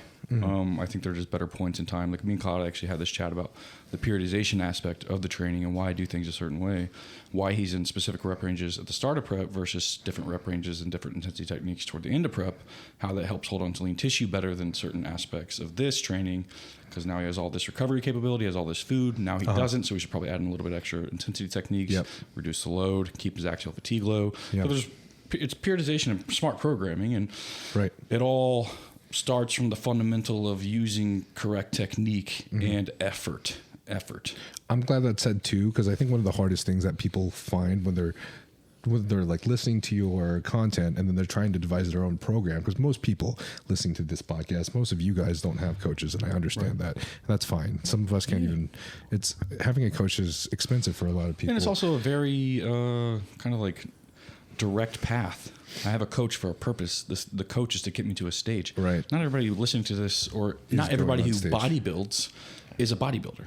There's the sport aspect of bodybuilding, and then there's bodybuilding, and they're different. But I feel like it's taken me 17 years to find the perfect amount of sets, the perfect amount of intensity for me to hit without overdoing it or not doing enough. Yeah. And it took me my own personal experience to add those intensifiers, and then realize that I was forced to do multiple weeks of deloading because I was fucking injured or my tendons were just way too inflamed and in pain. And that's why I say I was doing too much. That's why I say deload. Either implement deloads or your body will deload for you. Yeah, it definitely did. So, but it's cool to hear that, because I feel like as bodybuilders, that's one of the funnest things is like we have to experiment with our own bodies. So then we figure out, what our numbers are. And ultimately, that's what Nick did, right? Like Nick experimented over the course of his career. He realized he really enjoyed what we had done together over the course of a few months, and he came back and hired Kyle, and then told Kyle, and Kyle's like, yeah, let's see what he has to say, and they brought me on, and fucking happy to be here, dude. Kyle's fucking great. Yeah. So you were training with Nick at one point while he was with Matt, and then he went back to Matt for a bit. Not exactly. It was like Matt kind of had like a lot of things to say, but I think he just kind of implemented some things he was doing with other clients that probably didn't work the best for bodybuilding purposes, because he was kind of doing other stuff. That's just kind of like my opinion. I don't really know. And then Nick kind of just started to train again in that capacity of like more, would you say like HIIT style? It was like all out couple sets. And I feel like, I don't want to derail the conversation because I have input, but the way Nick was training, it was basically one max effort set, one back off set. Like HIIT style. Right. So go ahead. Yeah. And so he went back to that and realized, fuck, that's not really keeping my muscle. Yeah. And then after all this stuff that went down, he came back over. Okay. What was your input? So what I was going to say, when you have an athlete like Nick at his caliber, when you have someone that has good genetics, to say the least, someone that listens, they don't miss a meal ever, they sleep, eat, breathe bodybuilding, that is like a dream client. So the fact of the matter is, when it comes to training, at the end of the day, Nick was always going to be a big kid. 100%. He was big in high school. The kid was 220, I think, as a senior in high school. People don't even get to 220 ever, right? So when he was training, with me, for example, we ultimately, and I'm sure he told you, we probably trained too hard. We did too much crazy shit, heavy lifting, intensifiers, everything.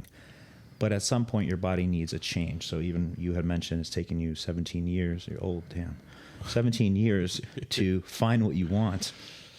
I think the reality is what you may have found works for a certain period of time, but then life changes a little bit. Sometimes people change their training because of a moment of impact. They get injured. Something drastic like that happens. You have to change your training if you're going to continue in the sport and things like that. Yeah. So when Nick was doing this max effort back off set, it helped him to a degree. Do I think it was the best thing he should have done? Probably not. Research shows that there are other types and styles of training to incorporate. But, at the end of the day, it got him results. But at the end of the day, I have to repeat that twice. Fix that. I think I look at it, Nick was like a Porsche, okay? And he just needed to be polished, and it was great. I always look back to clients that are trash, okay? A Toyota Corolla. How do you make that into something really good? So when you have Nick at this elite level already, to get him to the next level, that really takes proper programming, proper coaching, and just keeping him in the right mindset. So that's like my opinion on it, is any type of training would have got Nick pretty far. But where you'll see Nick get to now, how he will continue to make improvements, how you see top-level guys get better and better, generally they need to hone in on training. And that's where I think a lot of people miss. They keep going back to, this worked when I was 20. Well, guess what? Now, you had an injury, you're 30. Right. Shit don't work the same anymore. You have a lot of stress. You've been banging gear for a long time. You can't lift the same anymore. Whether you liked it or not doesn't matter, because are you focused on making the most progress, or are you focused on becoming an influencer? Like, what is the goal and intention? With Nick, he wants to win the Olympia. That's the number one goal. Whatever else comes with it. But that is where his mindset is. And you don't have athletes like that. A lot of the listeners, maybe they don't want to do a show. That's fine. I encourage you to try different training styles. Try RP. I think it could be great for you. Try John Meadows' programs. I think that could be great for you. Until you find what you enjoy the most, because once you lose the fun in lifting, that's going to drive you away from it. So I always tell people, they'll ask me for my programming. At some point, when you're continuing to make progress, why would I change the training program? You're making progress. You look way better. Are you bored? Okay, I understand. If you're bored, now you're going to go into the gym, meander, not be engaged, not train with intent, not train with intensity and effort, which I think is the direct variable that makes all of the systems work. Then we need to change something. Whether or not we should because of the progress we're making, you're telling me you're not enjoying it anymore. So it's like a relationship that's not working, and the person keeps telling you, hey, I'm not happy with this, you need to change this, and then you keep ignoring it. What's going to happen? The inevitable. Right. I think that was really well put, by the way. I think one thing that would be really great to address, I think a lot of experienced bodybuilders that are listening to this podcast already understand this, but I think this is something that most people in general don't really comprehend about the bodybuilding industry. Is one of the reasons why training is so discussed on every bodybuilding podcast, why we love talking about different forms of training that we've done is, you can correct me if I'm wrong, but to me, everybody's taking about the same type of PED regimens, and nutrition, it is very variable, but it's like if you're eating enough calories, you're going to grow. Then when you're in a deficit, you're going to lose. And then you add all the other specifics on top of that, right? But everybody knows what a typical bodybuilding diet looks like, right? Right. They're all, both of those things are pretty consistent. And then if you're pushing gear for a long time, like we've all discussed this on so many podcasts, like for some people, they found a sweet spot. It's like you can't just keep pushing up, because at a certain point, you're just driving up inflammation, and you're also driving up these side effects that are also going to cause your progress to derail, right? Or come back. So it's like you can't just keep pushing those things up. What's the stimulus that you can change though consistently? And it just seems to be training's the one thing that's like we don't have very direct evidence on this is the exact type of form that you should train. And there's different methods that respond well for different people, right? Like I've gotten myself tested. I am primarily of slow twitch fibers, and I have also noticed in the last 15 years of training that higher reps, higher volume especially, seems to work the best for me. If it's not high volume, I don't respond as well. Other people are totally different, right? So I think that's where the special thing comes in. I mean, would you guys agree with that? Yeah, training is that one variable that like most people need to hone in on a little better, and that is kind of the thing like Kyle was discussing. As you advance, hopefully you don't have to get to the point in your career where it's an injury, like an acute catastrophic injury that makes you change, but be very like body aware of how you're feeling and what your training is making you feel like. And when it's time to make a change, it's time to make a change. Like if you constantly have elbow tendonitis because of the way you're training, or you constantly have some like sort of weird shoulder impinging thing going on, it's probably time to look at that. That's clear. Those are clearly movement issues.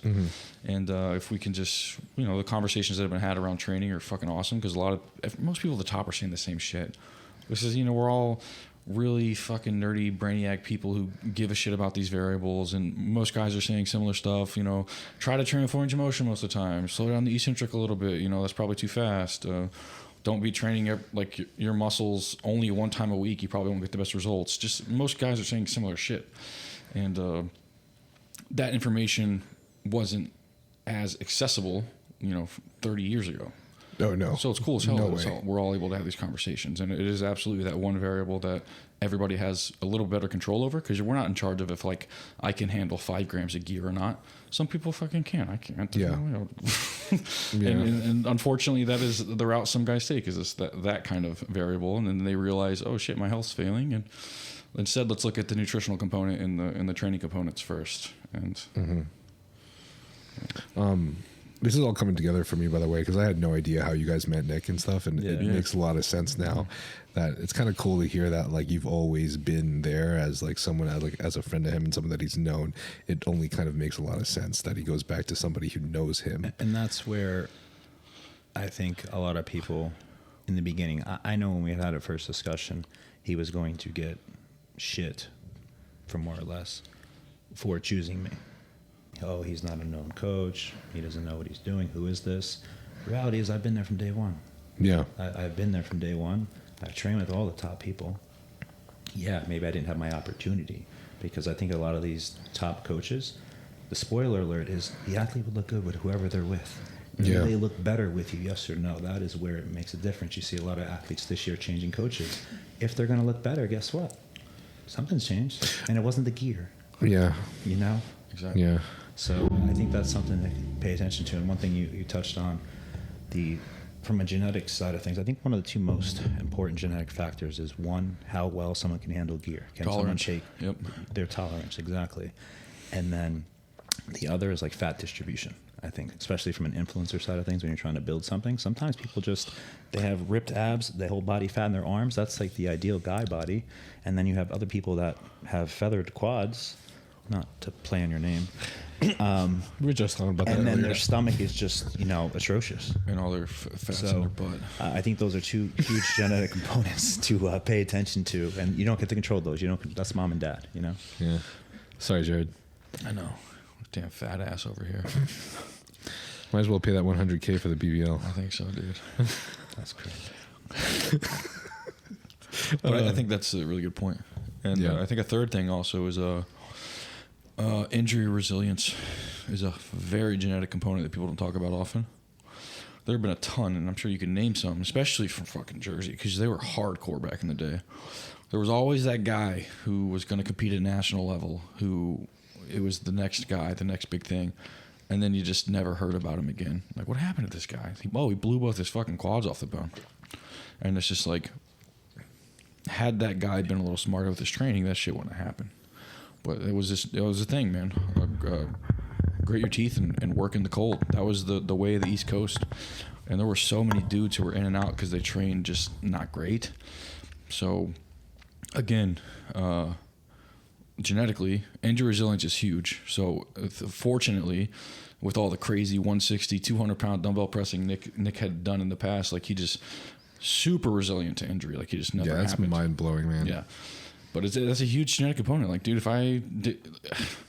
I'm insanely strong with pressing, and if I overdo my chest volume, I'll twinge my pec every fucking 2 months. You know what I mean? Like, I have low injury resilience, so I got to be very careful with compound selection. I got to be very careful with my training volume. That's probably why I decided to be so meticulous with training at such an early age, because I was always getting hurt in football. I was always getting hurt doing stupid shit. I was like, why do I get hurt all the time? So I figured out how to train properly. My dad's not even a bodybuilder, bro. Yeah. And he has the same shoulder impingements I do. I'm like, what are you doing? Like, you're walking. Oh my God. Wake up like, oh, everything hurts. Great genetics. I think, I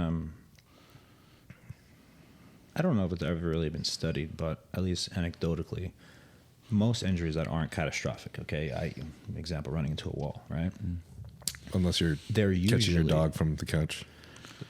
It was a car. But anyway, most of the time, there are signs your body gives you. Absolutely. As you're mentioning, right? Something feels weird. And when you're young, if something feels weird, you can't get off the couch, you can't get off the toilet, that's a problem. If you're 20, 22, 25 years old and you're having problems, what do you think is going to happen by the time you're 35, 40, 50? You're not going to be able to do anything, right? So that's a sign that your body's giving you, hey, change what you're doing, or I'm going to change it for you. And then sometimes you get injured, and then you have that, aha moment where you obviously have to change something. But in other cases, as you mentioned, in the Northeast, a lot of people train very hard, and then unfortunately some of them would get hurt. And I don't think it's a weather thing. I think it was the way and style of training that causes that. But I think it's also the person being a little ignorant, or thinking that everyone always thinks it can't happen to me. They think they're resistant, they're resilient. Because when you're 18, 19, how many people that are 18, 19, 20 do you see suffer a significant injury? Right. Very rarely. You have to be doing something really stupid, or have something that has nothing to do with lifting. So as you get older, I always use like the flat bench. I don't know how you feel about flat bar, but we never had this conversation, so this is not premeditated. I always don't like when a lot of my athletes flat barbell bench press, because I say it's not a matter of if, but when exercise. Most people always tear their pecs doing it, And it's not just because they're chasing weight, because sometimes when people tear their pecs, it's 7 reps in on a set before it's their top set. It's just their lack of mobility. They don't stay on top of their health, things like that. You look at in other industries, you know, LeBron James, guy still plays, rarely gets hurt, spends a ton of money a year on his body and recovery, because that's the most important thing. Obviously, may have maybe less resilient to injury, or more resilient to injuries, right? Yeah. But I think that's where people miss the mark. So when you're younger, if you're noticing you keep having these strains, things ache, address it. And most of the time it links back to how you're training. And if it's not how you're training, it's lifestyle factors, stress at home, how you're eating potentially, things like that. And if you ignore those markers, not only will you not make progress, because you can't be in the gym when you're hurt, but that's what happens. I think that's one of the things that's one of the hardest things for people to address, especially if they're not being coached, is like that total allostatic load, like how much stress is coming from physiological places rather than the others. So it's just, I think it's like, how can somebody make sure that it's a time to pull back in certain places, you know, and like where to pull back on? Yeah, absolutely. Yeah. And I think, like I said, a lot of the things, going back to Nick, arguably some of the injuries might be preventable depending on what compounds are being used. And I don't know if you guys had talked about that before, but things like that shouldn't happen, right? That hamstring injury he had 2 years ago shouldn't have happened, right? So I link that to some things being used, coupled with obviously maybe there's certain movements he shouldn't have even been approaching in the gym. Now, whether or not that was instructed to him or he was just doing it on his own free will, I don't know that answer, you know? So I agree. By the way, is there anything you want to talk about as far as like what we're going to do with Nick just before I have to get out of here? yeah, I was going to ask that, and then Like we'll 10 just like run the Q&A super fast if you're Yeah. down. But I was going to say, I was listening to the podcast with the last one Nick was having with Guy too, and something else he was stating made a lot of sense. That Guy was asking him like what kind of coach he was looking for, if it's someone that's up his ass or someone that is like gives him the instructions but then like sits back. And he was like, I like someone that sits back and isn't up my ass. And that's one reason why I chose Kyle, for example, is, and I can second that, obviously, because you coached me for a period of time. You're probably one of the chillest coaches I've ever had, and one of the most like understanding, I feel like. And I can't tell if it's because part of it is like maybe the age gap is not as great, and also you've also coached a lot of like creators that are insane. maybe insane. Yeah, another thing about it's just, I guess, a little bit of both, right?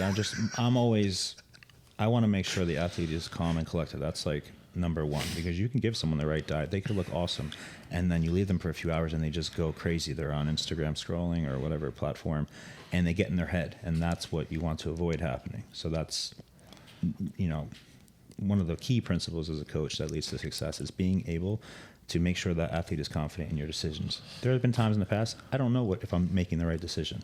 You're not going to know that, because I'm going to speak in a very confident manner. I'm not going to have delays in what I'm asking you to do.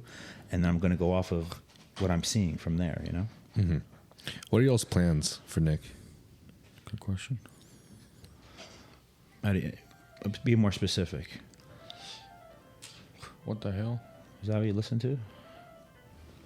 Got his work music playing. Where's that coming from? It's not me. Your phone. Keep it in. That's crazy. That's how you train? I am Asian as fuck, huh? Learning piano, eh? I don't know where that's coming from. It's okay. It's off now. It's weird. Must be this new iPhone update or something. Yeah, fucking iPhones. So you asked what our plans are with Nick, but Yeah. more specifically, so I can give you a better answer. I'm sure he's probably discussed some of this with you. And I can't remember what his next show's plan, or what the next show is that he's planning. I think it was like 15 weeks from now or something like that. Yeah, so he's doing the Pittsburgh Pro. Oh, yeah. Yeah. After that, do you guys happen to have like an approximate game plan? I know it's kind of hard sometimes. I'll answer. So for to me, think of what happens after, but the role here is basically for me, control training, make sure he's improving when it's improvement season, make sure that I'm keeping him safe and keeping the correct movement in whenever he tells me what he's doing with the plan. So if you want to look at this from like a annual plan perspective. So that's what you do with your clients. You kind of get a hold of them. You develop an annual plan. Or you develop like a macrocycle plan, which is just like 6 months to 8 months. Kyle and Nick sit down. They work that out. They map it out. Kyle relays to me, this is when we're prepping. This is when I'm going to be doing this. This is when I'm doing this. And I just make sure the training's on point. So Kyle is the coach. All those calls are Kyle and Nick. And then I make sure that everything's good to go on the training portion. Nice. Yeah. That's kind of our relationship. It's working really well, man. Nick was what, 306?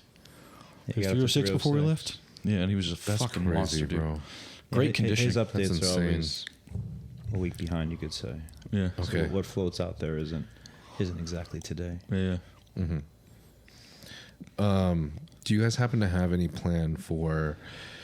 I know this is kind of a hard question to address, but like obviously, as we all know, the IFBB has started to slightly reward shape a little bit more in open bodybuilding than it has in the past. To how much, we don't know, but it just seems to be. So I'm wondering if you guys happen to have or discuss with him any plan in order to address his shape. Or if Can I be different honest game. about the first kind of just portion of that question or the way you stated it? I think that's all speculation. You think so? Yeah, I think it's all bullshit. I don't think the IFBB is rewarding anything except the guy who's the best in the day.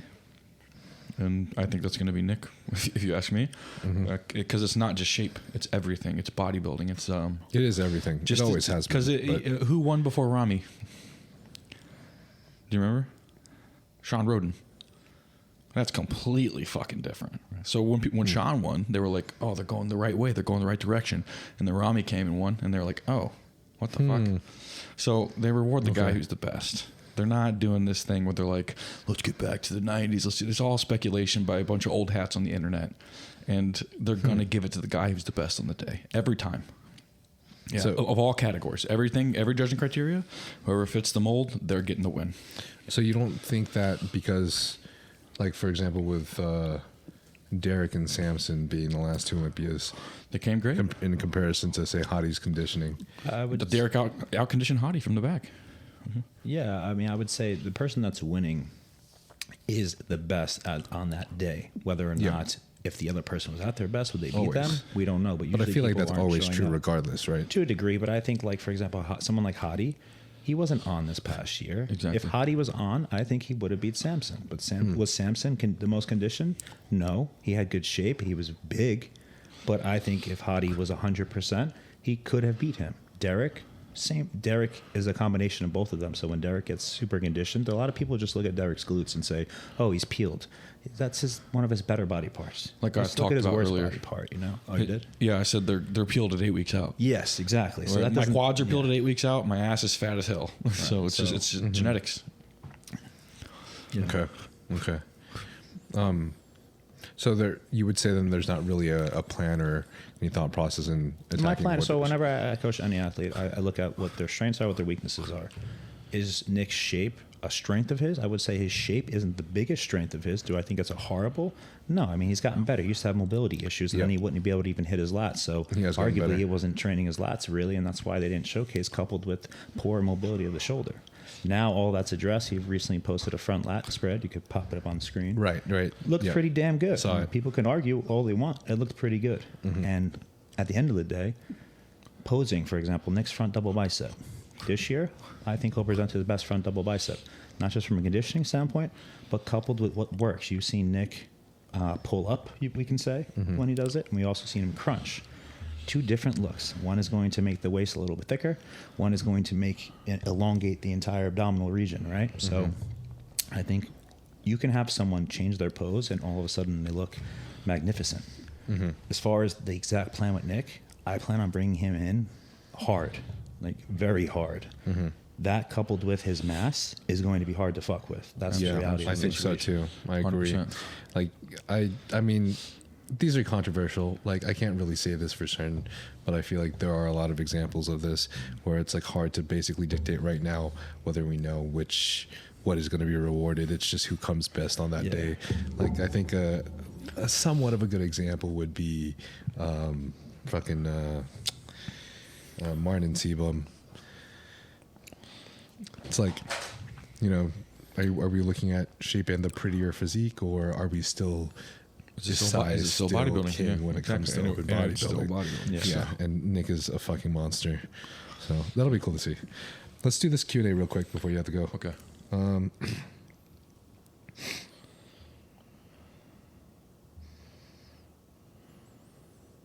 Well, you guys actually answered this. How do they feel to work together as a team compared to coaching individually? You kind of already answered that. Hate it. It's awful, dude. Honestly, fucking guy. Jesus. Jared. Jared. Jared. Wary Wick says, hey, biological uncles, not a question, just thankful for showing athletes the right path to follow. That's cute.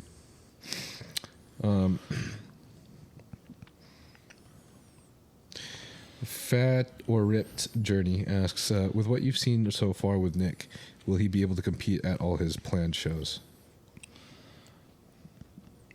Yes. That's on me now. Yep. To identify any issues ahead of time. Yeah. Not at 4 weeks out. It wasn't shade.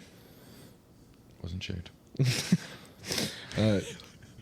Jonathan Fournier asks both you guys opinion on majority.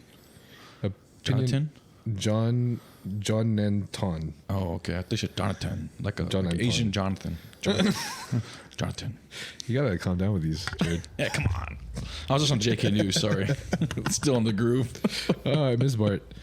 Opinion on majority of online coaches nowadays. BS or worth the money? They're just chasing paper. A lot of them are just chasing paper, unfortunately. Fortunately, with people like Kyle, he's actually... Can I talk about that?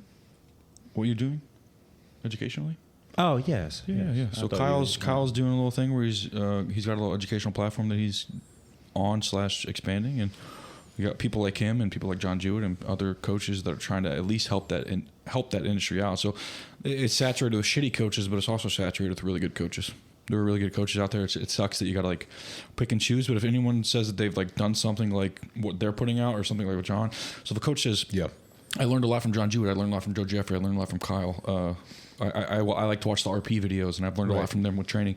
Yeah, they're probably onto something. I would say. Yeah, just if a coach comes to you and they're like, and you ask them, because you got to ask coaches questions. They're not just asking you questions. What have you done? How are you continuing your education? How do you like? What sources are you learning from? Those are the questions you should be asking the coach. And if they're kind of just like, do what I say, brother. I'm like, all right, man. All right. Peace out.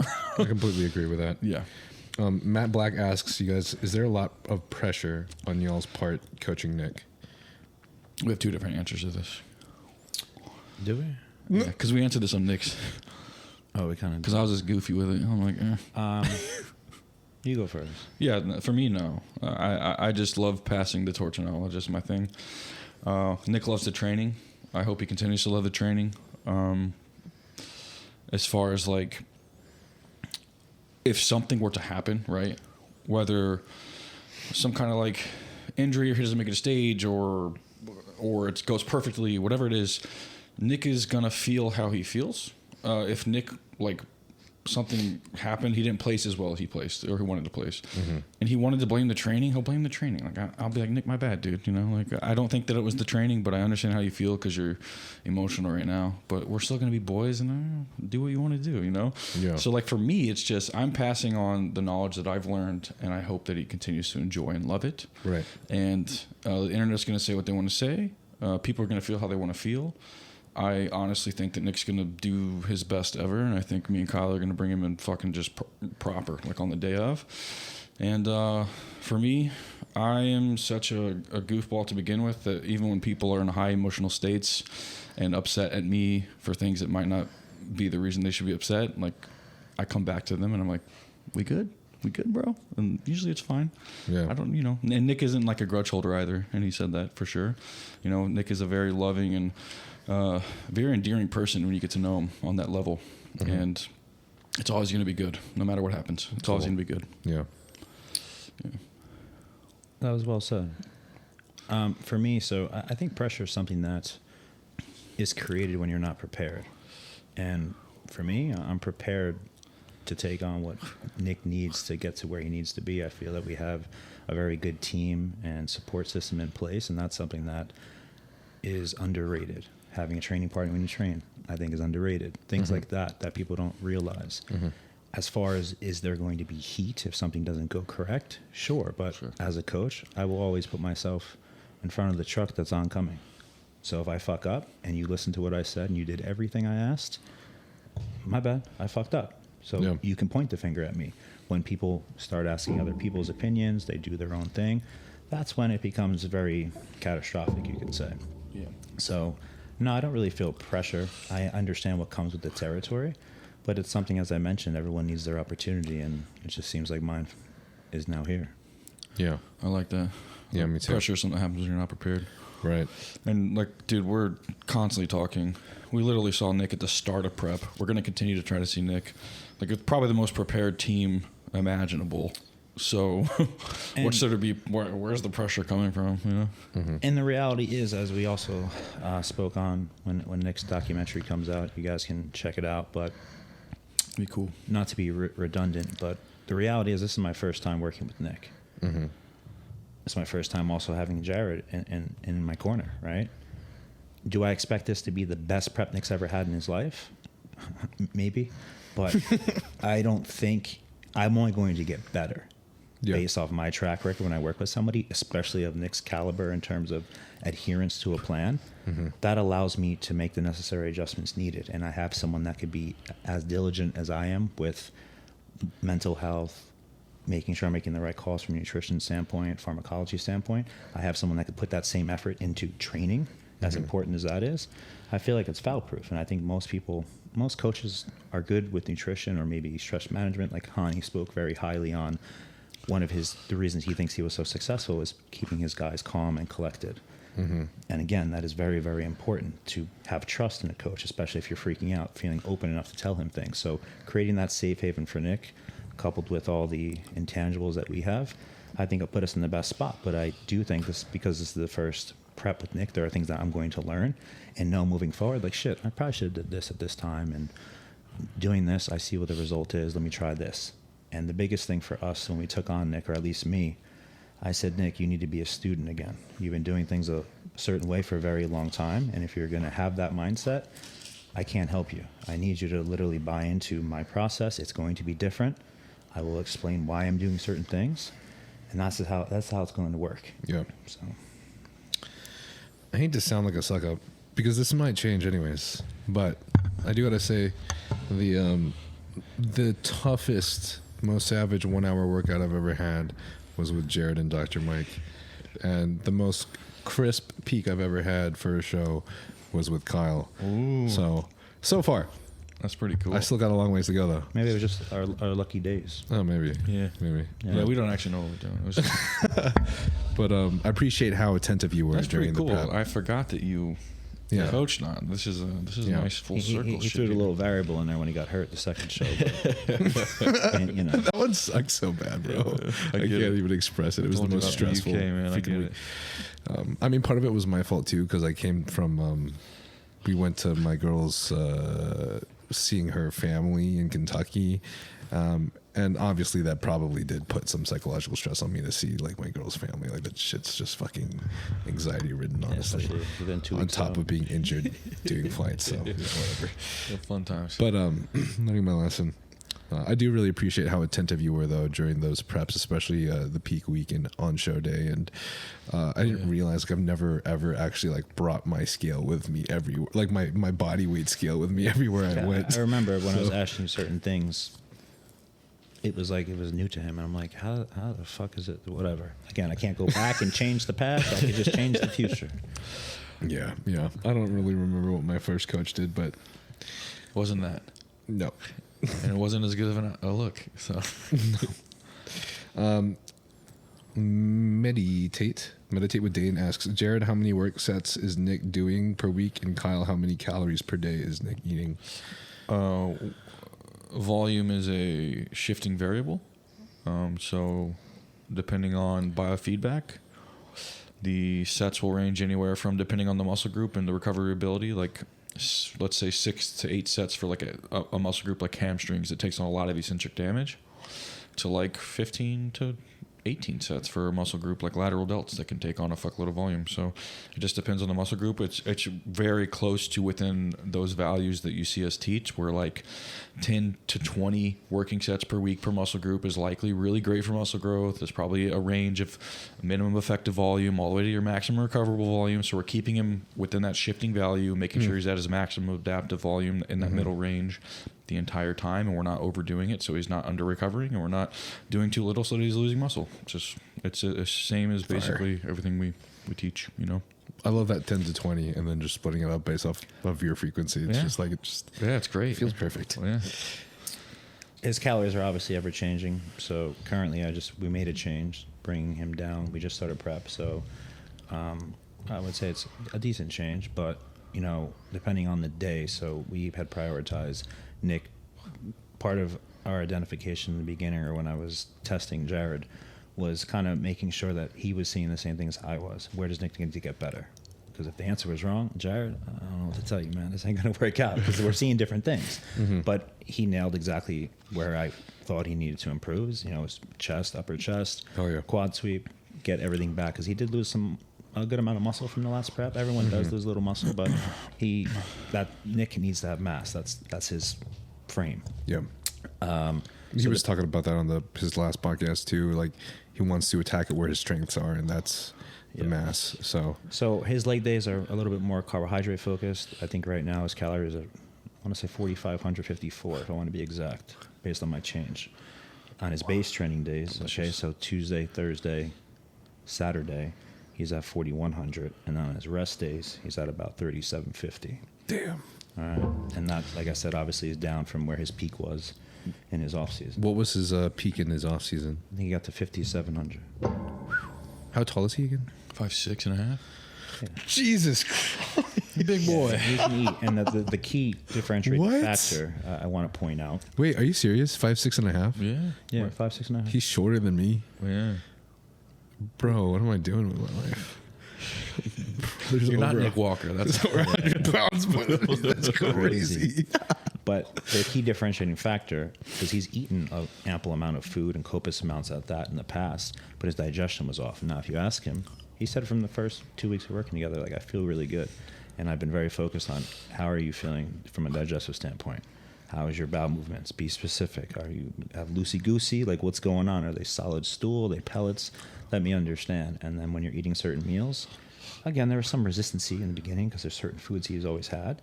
So we just have had a little bit of trial and error, identifying foods that do really well with him. If he's getting gassy, again, if you're getting symptoms like that, your body's telling you there's a problem. Whether you want to ignore that problem and continue, you know, that's going to ultimately not lead to you being the best you can be. What foods, if you don't mind me asking, work well with him and that he doesn't? So he's always, for example, he was always a big almond butter guy. Mm-hmm. He had got some type of MRT test done about a year. So again, it could have changed since then, but that's the data we were going off at the time. That was flagging very high. It was a severe reaction in terms of stay away from these foods for at least 6 to 12 months. Bananas, things like that. And we've slowly incorporated working them in as we've kind of cleansed his gut and, you know, restored his mucosal barrier and things like that. So those are things that, you know, he never had his gastrin tested. Gastrin, for people that don't know, is your stomach acid. If you don't have enough stomach acid, you're not going to absorb. You're going to piss out all the vitamins you're taking. You have really expensive pee.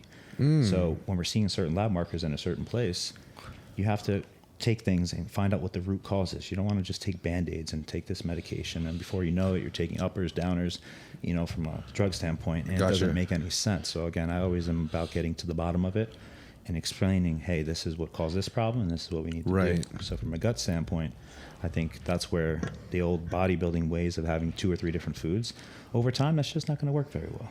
Yeah. You know? Yeah. Wait, what was the issue with the almond butter? So he likes... What happened? You said he liked almond butter. He would eat almond butter, but he didn't realize that he was creating reactions. So whether you're holding with water, that. Specifically, there's certain foods that are going to be trigger some inflammatory. Peanut butter does that to a lot of people. Peanut butter gave me GERD for a long fucking time. I had to cut it out. Yeah, I'm allergic to peanut butter. Well, I fucking hate admitting that. They have the fucking TikTok memes of people that are allergic to peanut butter. It sucks. A lot of people will always say, "Oh, I eat healthy," right? Or I eat healthy foods. At the end of the day, healthy food for you might not be a healthy food for me. And identifying that and accepting that is 2 different stories. So there are plenty of incidents where, there's a client for the longest time, they're having issues with bowel movements, their stomach was bothering them, and every morning, the only thing I didn't change was blueberries. The blueberries are a great antioxidant, and usually people don't have problems with it. But finally I identified that, hey, if I pull these blueberries out, how do you feel? Now the issues went away. So for 99% of people, blueberries are usually very good. No problems at all. They do tests with blueberries to see how fast it moves through your body. Yep. But for this individual, it didn't work so well. So guess what? I'm not going to use them. I'm not going to try to troubleshoot and figure out what we need to take to make this work. We're just not going to use it. Right. I think those digestive issues are some of the most important things to address in bodybuilding. And it definitely helped me a lot. And I understand that it helps also as keeping your waist tight. So it's cool to hear. These boys are waiting on me. Do you guys have any more Nick questions? Fine. Just since you have me and Kyle, it's fun to talk about that stuff. Yeah. There is honestly a lot, so we'll probably just... How much time you have? They're waiting out there right now. I gotta get them back, like 5, 10? 5, 10. 5, 10. Okay, yeah, like 5. Okay. Yeah. See? 5 minutes. Good at this. 7:30. All right. 7:35. Go ahead. Devin Hage asks, what have you learned from Jared that has impacted diet and protocols related to training? There's a lot, right? Obviously, at the end of the day, I was glad to hear that he wasn't just like old school in terms of his setup. He actually had a thought process, and I appreciate people when they spend time and are diligent with how they're structuring mesocycles and things like that. So to hear someone speak like that, usually I'm speaking to a lot of meatheads. They don't understand that very much, so I'm not going to even bother speaking it. But with Jared, in terms of unlocking ranges of motion that people aren't comfortable with, there's a difference between like not being able to do an exercise and then just not doing it properly so that you're so weak and there's an imbalance present. So I think that's something that he opened my eyes to. And again, I did my research before, I guess, approving of Nick's decision. I wanted to make sure Jared would be someone that I like his training style and what he's representing and what he's preaching. And that was the case through how he explains things and just also his demeanor. So I think that's something that safe to say if someone presented the same information but in a douchey way compared to how he does it in more of a goofy but intelligent way, it's a different response for me and usually for the client, right? Appreciate that. Yeah, that is cool. I'll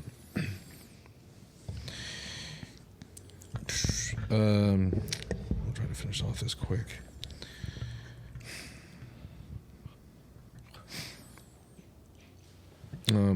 Joseph asks, is there any changes being made to Nick's PED regimen, and is any of this affected by training? I don't know what you want to talk about. I don't want to be too specific, right? All I can say is I think Nick is currently utilizing really lower dosages than he's used in the past, and he's got to the biggest he ever was.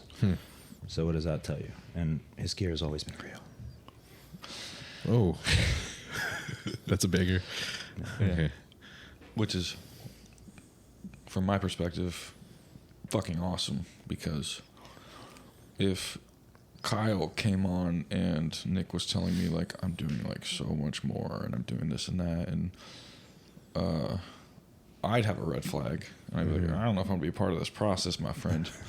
This is that's a lot, you know. Right. The fact that Nick is for sure doing less and we're able to just work so well together is really fucking cool. And it does shine light on like how important the stuff he was talking about with nutrition is, how important the stuff with training is.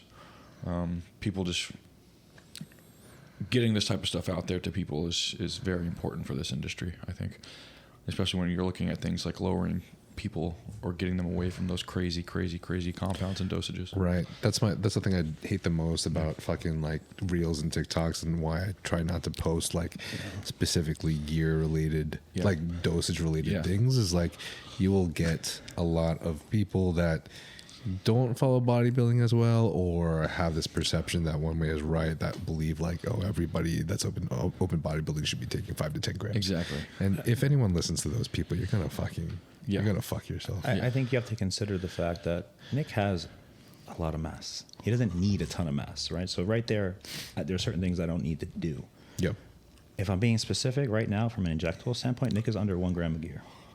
I don't know if he's ever been on 1 gram of gear on injectables in a prep. Yeah, probably not. right? So Wow. choose to take that where you may. That's Will that insane. titrate up over time? Potentially, depending on what I'm looking to Right. accomplish. If I'm trying to make him harder, I'm going to make sure the total, I guess, androgenic load, that's a word, right? In a way? Sure. Yeah. The total load can be the same, but perhaps I'll lower tests instead of just keeping everything really high and things like that.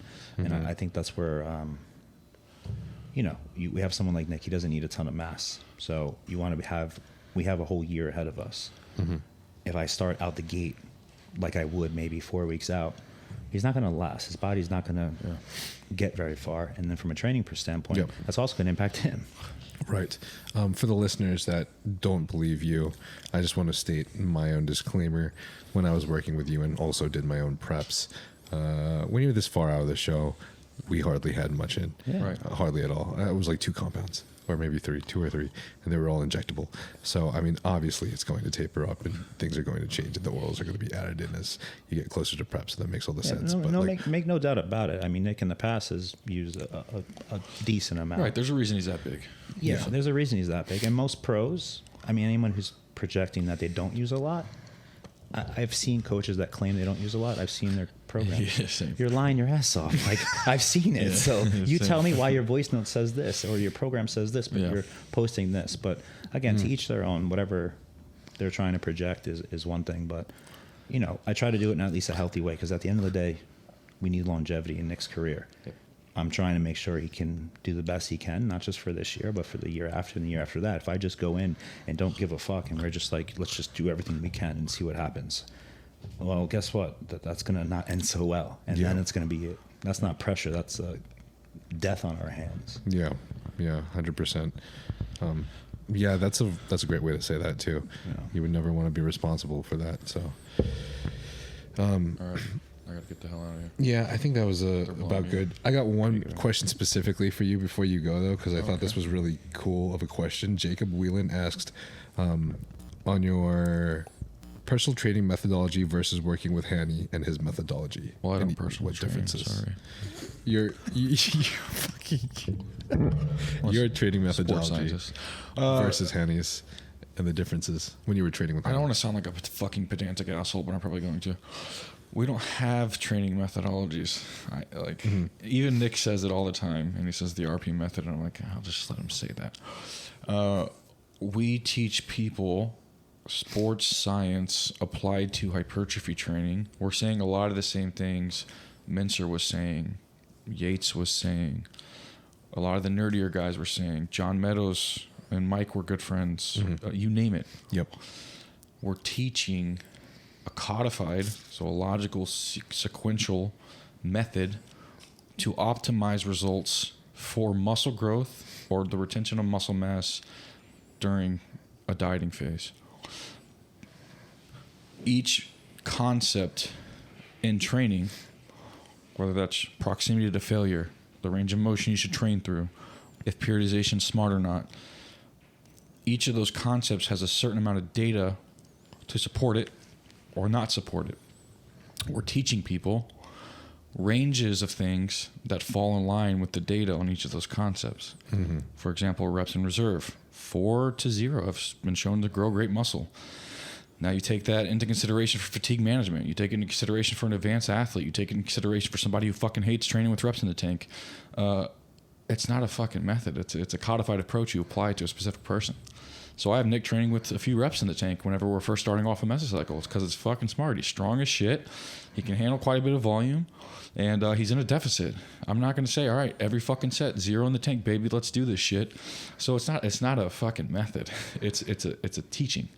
It's a codified sequential approach with data surrounding multiple concepts. And unless you're able to create conjecture for yourself and actually understand concepts, you're just going to look at it as it's a method. I'm not a personal trainer that's teaching a method. I'm a teacher who's trying to educate the industry on how to train and how to create that conjecture of multiple concepts and apply it to specific people. And even enjoyment, as he discussed, is one of those concepts. If this client says, I fucking hate training with reps in the tank, I'm like, all right, cool. We're going to lower your volume a little bit because you're going to have more fatigue than most people.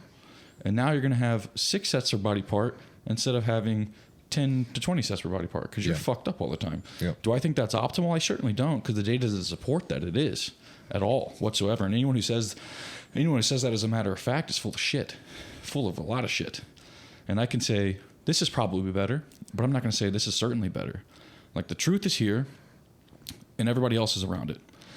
And people who are claiming to be certainly right about the truth are probably more like here, because they're the ones that aren't grabbing the ladder and helping each other up. So I'm right about some shit, this guy's right about some shit in this concept, and we're all trying to just kind of like pull each other up this ladder to the truth, because we don't know the fucking truth.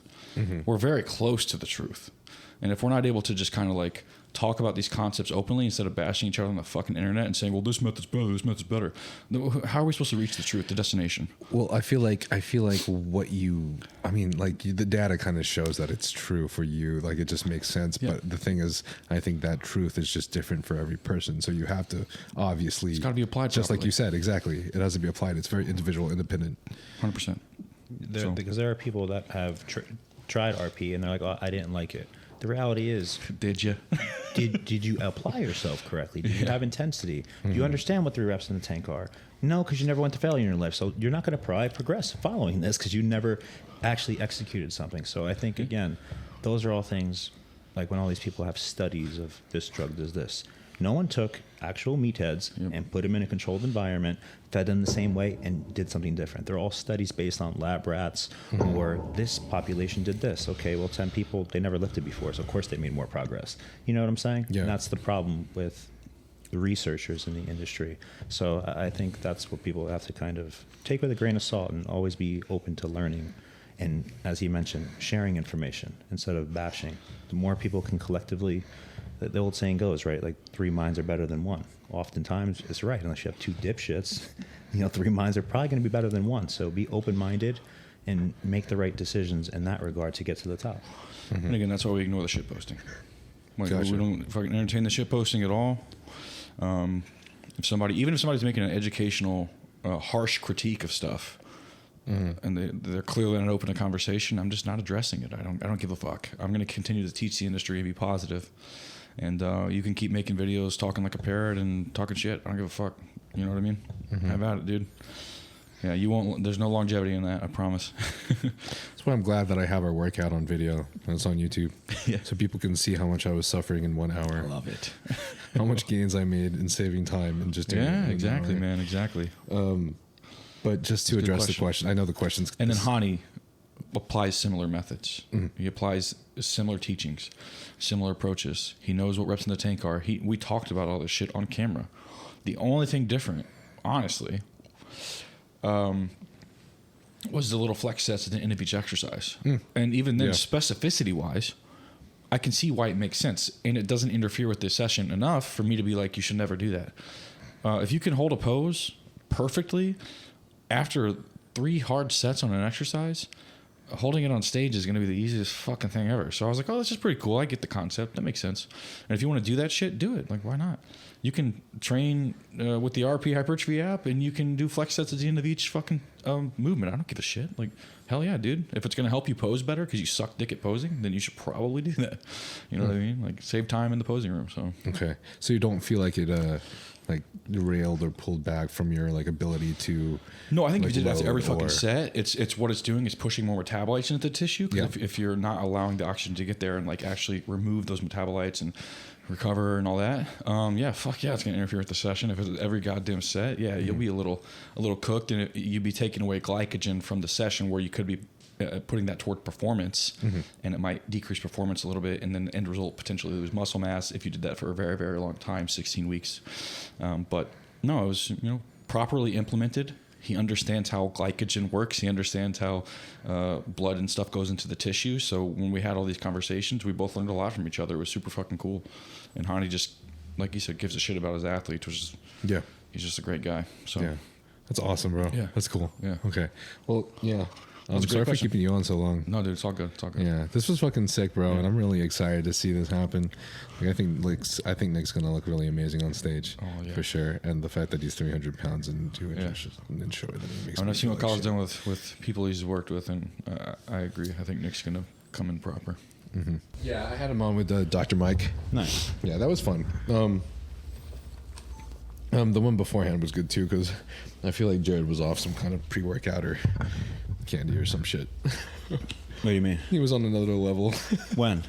When he first came in. Oh, really? Yeah, he was a little bit more unfiltered and a little bit more toxic than usual Jared. You know how Jared already is. Yeah. So. Yeah. Worse. That might not be too positive. It was awesome. Is this good here? Yeah, it's perfect. How does he look? Does he look pretty? Cool. Nice. Great. That's good. All right, bet. Thank you for coming on too, by the way. No problem. I know this was a long time coming too. It was. So, and I know I said this before, but congrats on y'all's engagement. Thank you. That's awesome. Every time I see these things now, it's just like these posts just hit me different. I don't know if it's because of the age I'm in now, but it's weird how like as you grow older, every year, the meaning of things feels just a little bit different. So I totally agree with that. No, I think it's definitely an age thing. I don't think people care as much when they're younger about a lot of things, right? Just like you don't value certain things until they're gone. So I feel this very similar when I see people get engaged, although sometimes people get engaged too early or get married way too young, or start the process of life early. I don't know. I'm very calculated with what I do. Like I said, I try to have a rhyme and a reason behind it. So I finally found the woman for me, and it was just the right time. Everything happened right. Yeah. Something too that I was listening to, I think it was on Chris Williamson's podcast, is he was talking about the fuck you family. So like there's fuck you money, right? Where you just have so many resources that you can literally do anything. And then he stated for men, there seems to be this concept of the fuck you family, where when you're a man and you finally get a family, it's like nothing else really matters as much. Like before you have a family, there tends to be this level of effort put into maybe appease others that have higher levels of power than you, or strive for more. But when you have that family and you achieve that family, it's like all that matters is just taking care of that family. That's it. Yeah. Nothing else does. And I can see that as we just got like a puppy. So it's not a kid, but to me it's like a kid kind of. Right? And it's just a different meaning to it, I had a pet growing up, but this is a special meaning, like we're the mom and dad for it, Yeah. Honestly, going back to growing up, because I've never asked you about this and I always wanted to, but how did bodybuilding start for you? Like what's the first memory that even got you into thinking about lifting and eating and training? It was two things. Yeah, no, it was two things. So one, my parents had split up when I was younger, right? So I think it's very popular. Divorce rates for everyone or younger, or in our contemporary era, divorce rates are higher than ever. Unfortunately, I went through a divorce and I had to switch school districts. And switching school districts, there's a lot of politics that go into high school sports, and if you don't participate in the summer or the community, things like that, I feel sometimes you don't get the best shot. But regardless, I was going into my junior year, and basically I had got cut from the baseball team, and the response from the coach was, you should get stronger. I said, okay, I guess, I'll just start to lift weights maybe or something like that. And that was like my first instance of trying to go to the gym by my senior year, with that in the back of my mind, like, okay, I have to be stronger. I think it's more than that. Like, that's fine if that's the rationale you want to give me and provide me with that reason. And then at the time I had a high school girlfriend, and I was just getting into the gym, and the kid I was training with at the time, so actually going to freshman year of college, he was someone, I guess, naturally a skinny kid. I would say like an ecto-meso type body type. So he just couldn't eat enough, but he was always like very lean and ripped. So when you start to see gains with that body type, they're more noticeable compared to someone that's fat. I was on the skinny fat side. So what I mean by that is I can gain weight very easily. With that, I can gain some muscle, but I was definitely nowhere near a mesomorph. So my genetics are pretty shit. If you saw my brother, saw my father, mother, you would not think anything, right? And when I was starting to train, obviously I was already kind of fat to begin with, so I was putting on more fat, but I at least had certain concepts and the intensity down to where I really liked applying myself. And I was training this kid, and long story short, he started to look better. And I remember my girlfriend at the time said, maybe he should be training you. Right? And I felt very fucking offended by that. So those things coupled with going into college, I made the decision. So she wasn't my girlfriend anymore. Yeah, I mean, that obviously changed. That wasn't the rationale reason, but, you know, it definitely impacted me. And in my head, when I went to college, I wanted to pursue education, not some D2, D3 sport, because at the end of the day, I try to be realistic with things. Just like when I speak to clients, I don't want to set them up for failure and promise you a dream. I want to under-promise and over-deliver. That's like my motto with it. And when I got into college, I thought maybe now would be the best time for me to start to take my physique more serious. I've always been this fat kid. Like, I want to have abs. Maybe that'll help me with females, help me with confidence, stuff like that. And my random roommate at the time at Rutgers. Sluggers. Great college, very diverse. And I think, you know, I have great things to say about it. But my random roommate literally looked like a bodybuilder. He was a football player in high school. But if you saw a picture of him, you would think he was competing. And meanwhile, he ate okay, didn't eat 4 or 5 meals a day or anything like that. He had protein shakes, stuff like that. And he just looked awesome. And he was the one that really, I was like, damn, I want to look like that. Like, that's what I want to look like. So then I just started, I guess that coupled with the fact that I was no longer going to pursue sports, which I really loved. I realized the gym and focusing on my health and physique was something I can do as an individual. I can go on my own agenda. I don't need a team to depend on. You know, you play basketball, you could shoot by yourself, but if you want to progress and play in a game, you need other players. You have to set a time. You have to show up. The gym, I could woke up a little late. I'll go to the gym at this time. If I feel like going after my class today based on my schedule, I'll go. The gym is something that you don't have to depend on someone else. Make sense? Mm-hmm. Yeah. So that's where I started to put my time in, and I fell in love with it because the effort you put in is the results you'll get out of it. It takes time, and I think to be successful in life, you don't need to be special. You need to be what everyone else isn't, and that's consistent.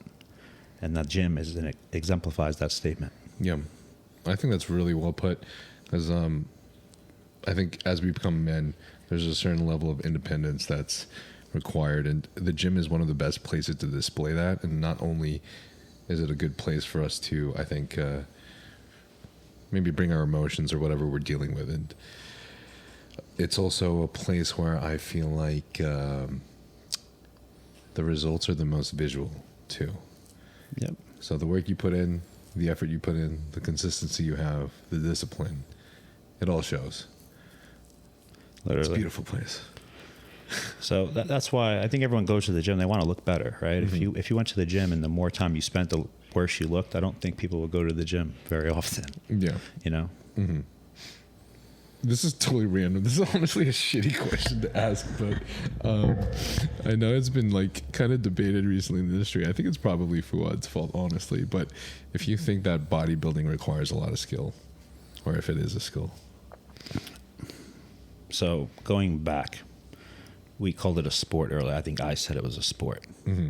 I don't like when people say bodybuilding is a sport. And the reason for that isn't because I don't think you are athletic or anything like that. It's just in every other actual sport, basketball, baseball, football, American soccer, all of these things, the prerequisite to get better, to develop, is some type of weightlifting.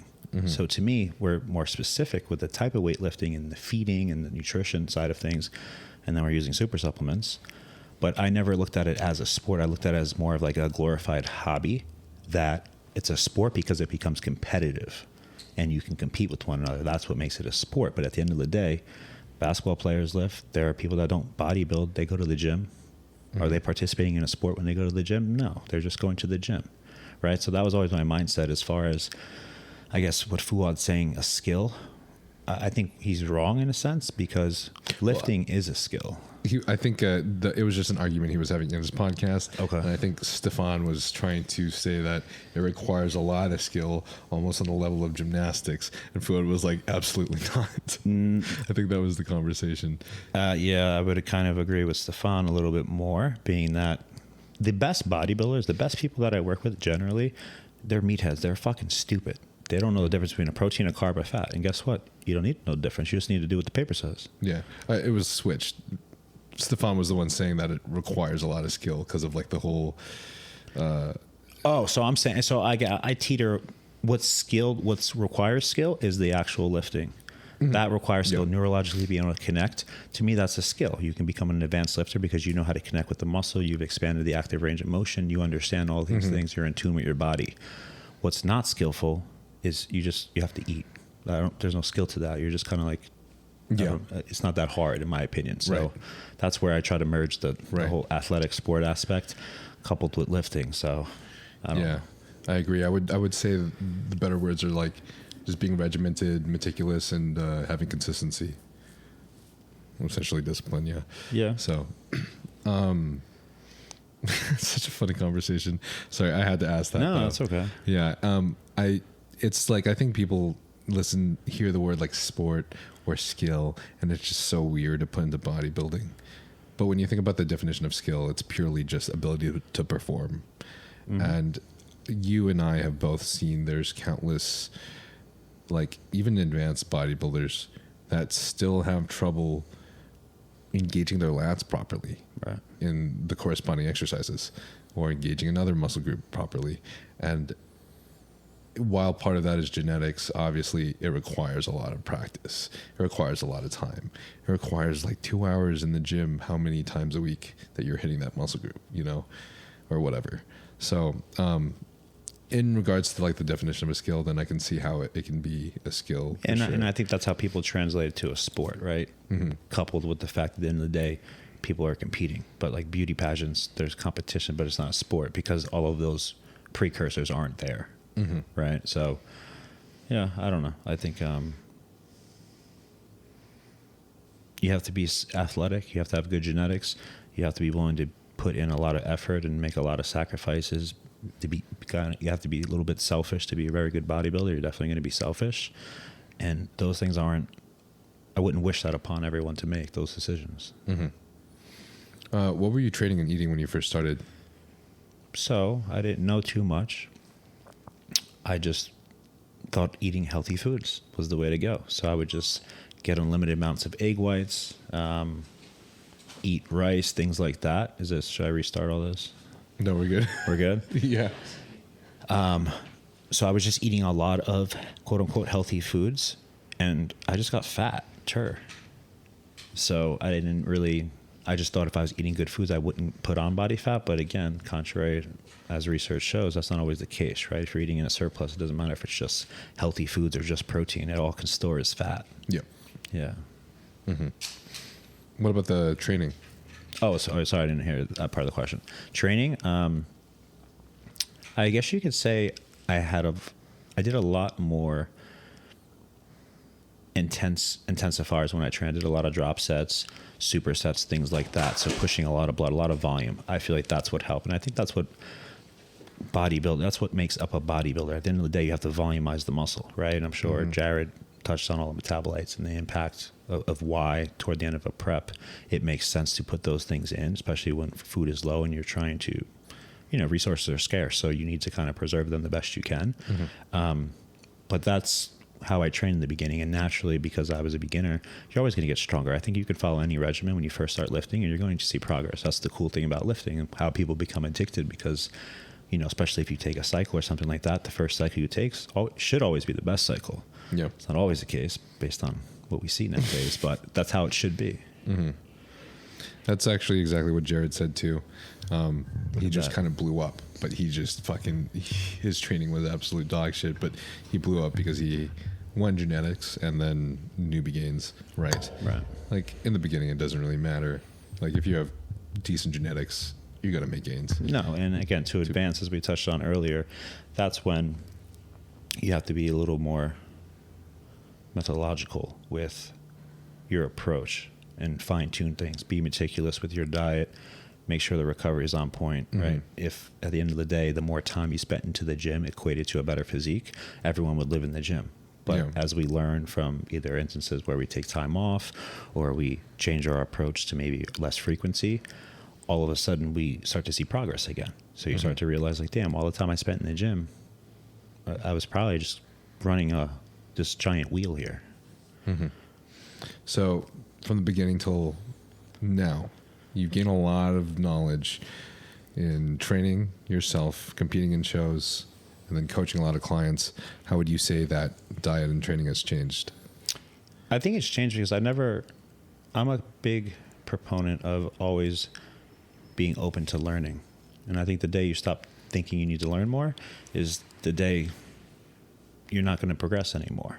So I'm a firm believer in always trying to research and study and stay up with the times. There's a lot of things that science is showing us now from a training standpoint and also from a diet standpoint. 10 years ago, you didn't have all this information out, but now if you take the time, you could literally learn anything through the internet on YouTube. You could, how do I become X? You can figure it out. From a nutrition standpoint, there's a lot of valuable information. There's also some nonsense information, but I think sometimes you need to try something. It's just as important it is to find out what you want to do in life and what works for you. It's also important to try and figure out what doesn't work for you. Yeah, right. Yeah. So my overall style, how has it changed? I mean, from a training standpoint, I used to train, like I said, with very high intensity. I would have certain days where that were power-based days. I would have certain days that are volume-based days. And my main thing, progressive overload, always to me just made logical sense, because if you're lifting the same 20-pound dumbbell today that you lifted last year, are your arms much bigger? Probably not. Now, if you consider time under tension, the range of motion, and things like that, it distracted me. Oh, okay. This one? Yeah, the batteries are all dead. All the batteries? And I had to charge two. The other two I already put in other cameras. But you're good. This camera's gotcha. I have one camera. That's okay. no way. Yeah. Okay. Well, thanks, bro. It's okay. So as I was saying with the bicep analogy, to me it always just made logical sense. I obviously want to be able to increase the weight I'm lifting over time, but I also need to keep all those variables controlled, right? If I'm not, a PR isn't a PR if, the one thing I always learned from an early age, and I think I don't think you had Phil Viz on, but he's someone I worked with in the beginning of my career. Right. And he taught me a lot of things with training and helped me out. And one thing he always, I guess, helped me understand was when you are chasing PRs and trying to progress, a PR isn't a PR if the environment changes. And by environment, I'm using that term loosely, but more so to describe the time it takes. That if you're pausing, let's just say you're doing a set of squats and you sent me a video and it's 315 for 10 reps, let's just hypothetically say.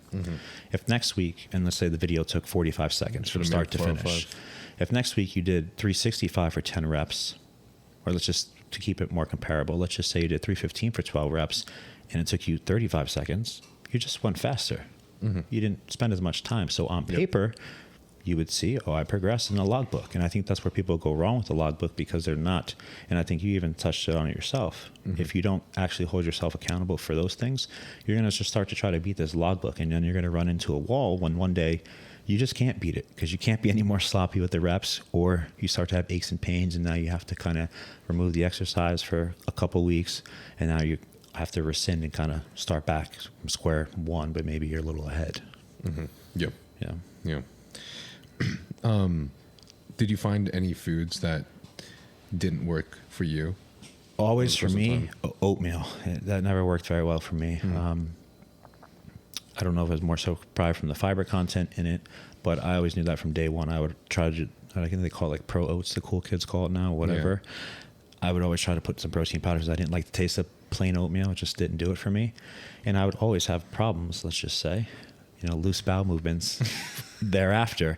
And it took me a while to realize that, for example, on a day of higher food on a refeed when I was competing, I would have higher amounts of food, but I've always been someone, as I mentioned, I can eat. I don't think many people can eat more than me.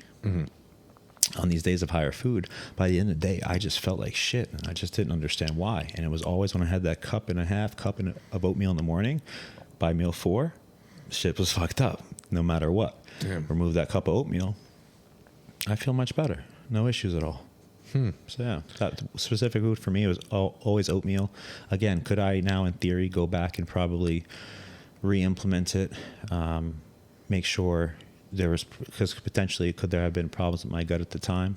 Maybe, right? We don't know that, can't go back in time. Right. So could I probably go back and implement it into my diet Yes. Do I care to? Because did I like the taste? No. I think the hardest thing is when you enjoy something and then it's causing problems. That realization is what's tough, because it's just like, I can't have it. Like, Yeah. you know, like I love chocolate cake and ice cream. It's not really beneficial, but I also know when I have it, I'm fucked up for days after. you know? Right. Yeah.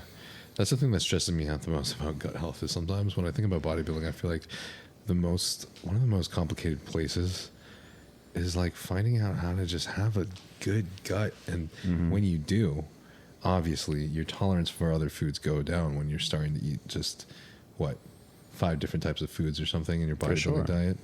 So it's just, it blows my mind. Like I talked to, I'm trying to remember who it was because I'm brain farting, but we discussed a lot of GI issues and how a lot of it comes down to even stress. And it's like a lot of these things are not very quantitative. And so I think it makes it hard to like pick out the variables and what's causing issues. Was the individual Austin Stout? Yeah. He's very good with the gut. So again, that's someone I've learned things from, and he's been coaching longer than me, but I remember when I first saw his, I don't want to say content because he's not like a content creator. I think he's more education based, but he's always put out things. And again, he's someone that practices what he preaches. He's a walking replica of what he believes in. And I've seen the progress. So when I see people like that, I'm like, all right, this person got it. He might not have the best genetics in the world, but he's got it. He understands. He's applying it. That's what's really cool. And so again, people like that, you know, can speak. Even he's very good with the gut, so he can speak in detail about it. But I think that's very often overlooked. So when you first get into bodybuilding, you can do anything for your first couple of shows. Usually, you have a horrible diet, you're going to get progress. You might downregulate metabolism and realize the second prep, what my diet was at 8 weeks out is now my diet at 12 weeks out, and you start to realize like, shit, this is not going to end well. But I think a lot of the times with certain athletes that, you know, I've come across that I had the opportunity to work with, the reason they aren't able to get as far sometimes are a straight link right to having gut dysbiosis, which is dysfunction of the gut, you know. Yeah, listening to that information has helped me like immensely. It's been crazy. Jared and I were actually just discussing too the mood fluctuations that happen from your gut, and trying to remember the exact mechanism he was discussing, but we were talking about the depletion of serotonin when your gut is really fucked up, and you feel that. It's like, man, when my gut is really fucked up, I'm angry. Yeah, I mean, your gut is, it's like your second brain. People don't realize that. It's been proven in research that illnesses start in the gut. So when, again, you don't take care of that, or you just eat shitty and you look good, that's awesome. But the reality is, Father Time is going to catch up to you. You're not. And if you're really good, I feel like you could be better. Just like guys that train a certain way and maybe they just kind of, what's the word I'm looking for? Recklessly lifting. Can't think of the word. Sling iron. That's not the word, but you understand. Yeah. You know what the word is? Yeah, I know what you're saying. Whatever that terminology is, that look awesome. Like a Branch Warren type training. Yep. He looked awesome. He won shows. He did very well. However, I think for longevity purposes, maybe if he had tailored his training a little different toward the end, who knows what would have happened, right? He's someone that he built a really good physique. Could it have been better? We'll never know. But based on what we're seeing, I think there could have been even another year or two of bodybuilding. That's better, right? Yeah. Coupled with, again, what I think would come with that. But again, you have to also go back to enjoying the gym, and why you get into it in the first place is because you become obsessed and addicted to making progress. That's why people continue to show up at the gym. Mm-hmm. You got me addicted to Rice Krispies, by the way. You it's like all your fault. Cereal or the cereal? It's awesome, right? It's very light in the stomach. I eat it all the time. I put it on everything. I put it on my salmon, spray olive oil, and it tastes like salmon tempura. No, it's super light. And it's usually enjoyable too, unlike some other plain foods that aren't the most tasty. You know? I still can't believe what I was eating though on those buckets of Rice Krispies with honey and olive oil. It worked though, right? Actually, gas. It was easy on the stomach too. Oh yeah. And that's the main easy. thing. You just want to find something that is, when you can find something that's enjoyable and someone looks forward to it, that's even better. Because sometimes bodybuilding, I guess the biggest critique people would say is that it could be boring, and that's bodybuilding, man. You know, it's kind of boring if you want to be in it for the long haul and to do really well. Yeah. You down to finish the rest of these Q&As real quick? Yeah, go ahead. I know you're. Take the time you need. So if there's other questions you have before that, go ahead. I also feel bad because you guys have been away for like 60 fucking I'm hours. here. I'm here already. So I'm a man of my word. So go right ahead. All right. Don't shortchange my fucking episode.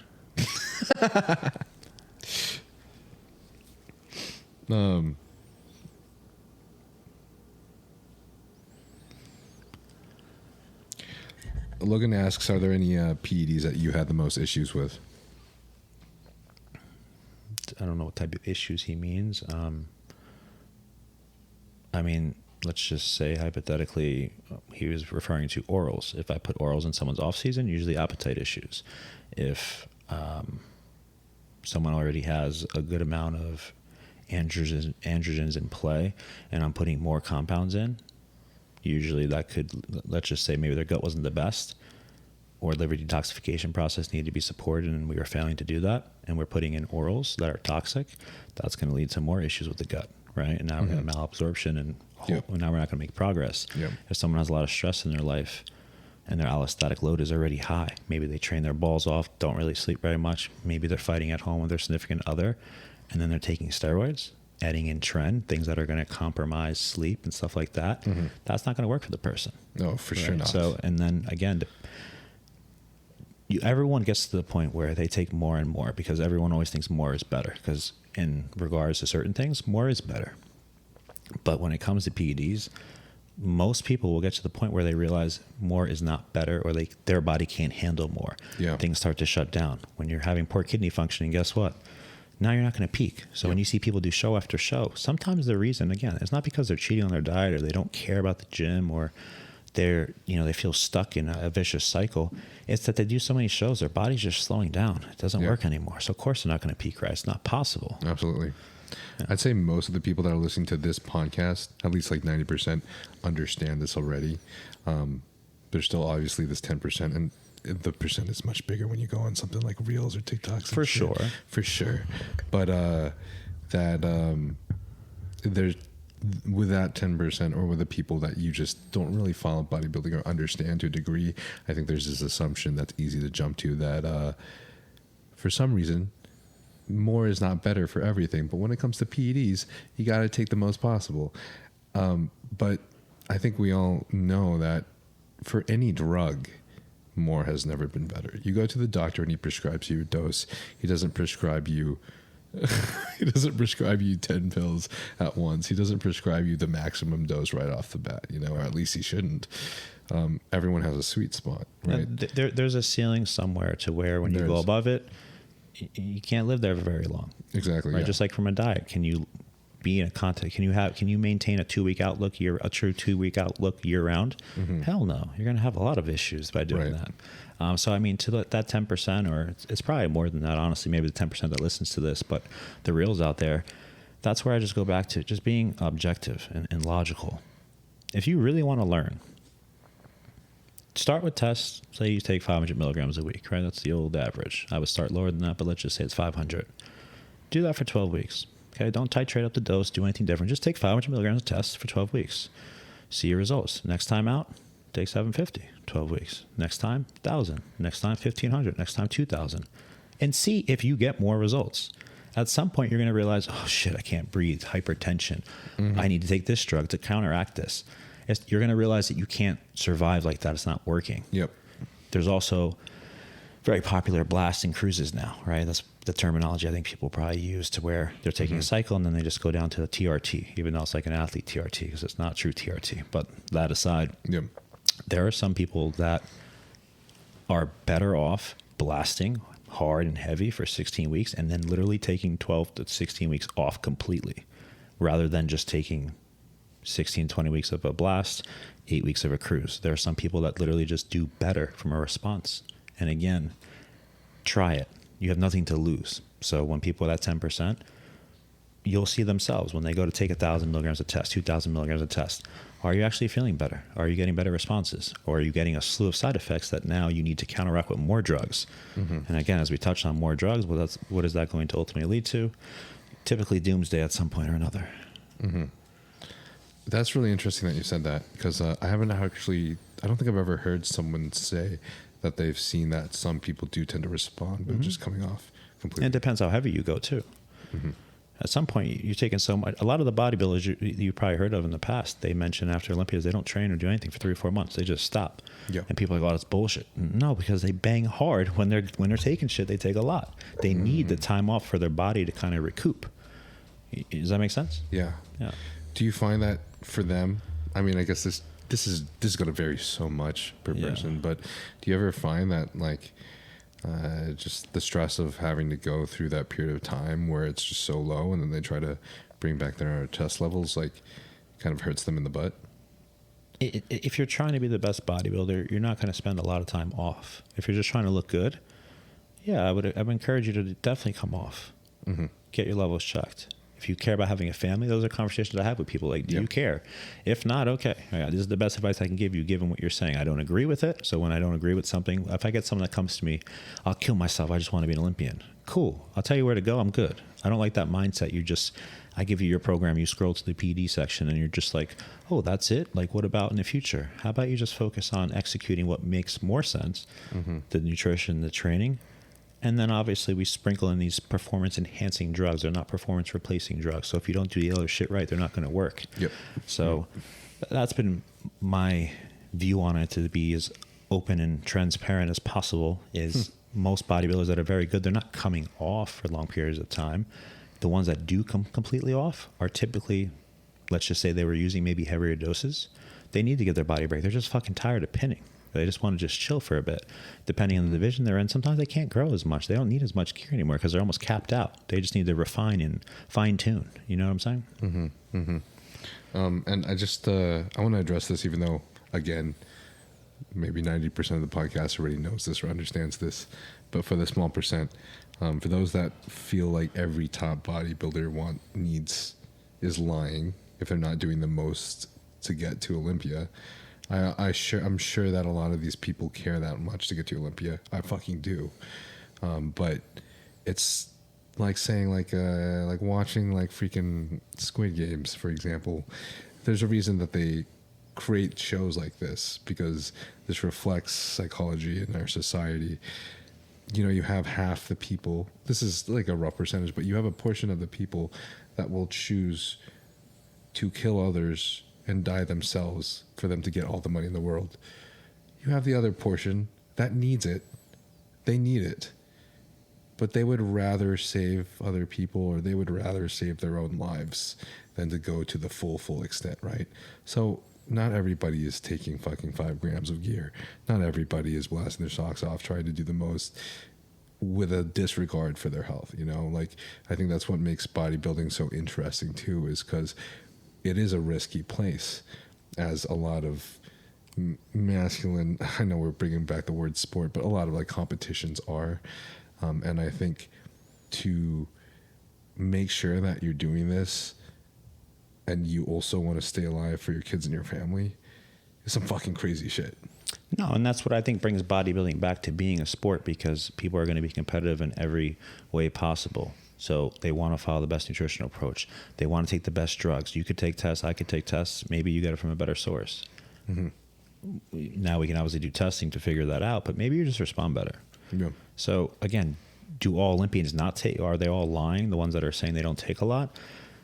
At some point in their life, they probably took a good amount. Maybe they don't need to take as much anymore, or they had some adverse issues from doing so. But I think something to pay attention to is the people that come out of nowhere that just blow up and they're fucking, now they become super popular and people are talking about them, and then they just disappear. Those are the ones that are usually taking a hefty amount of shit.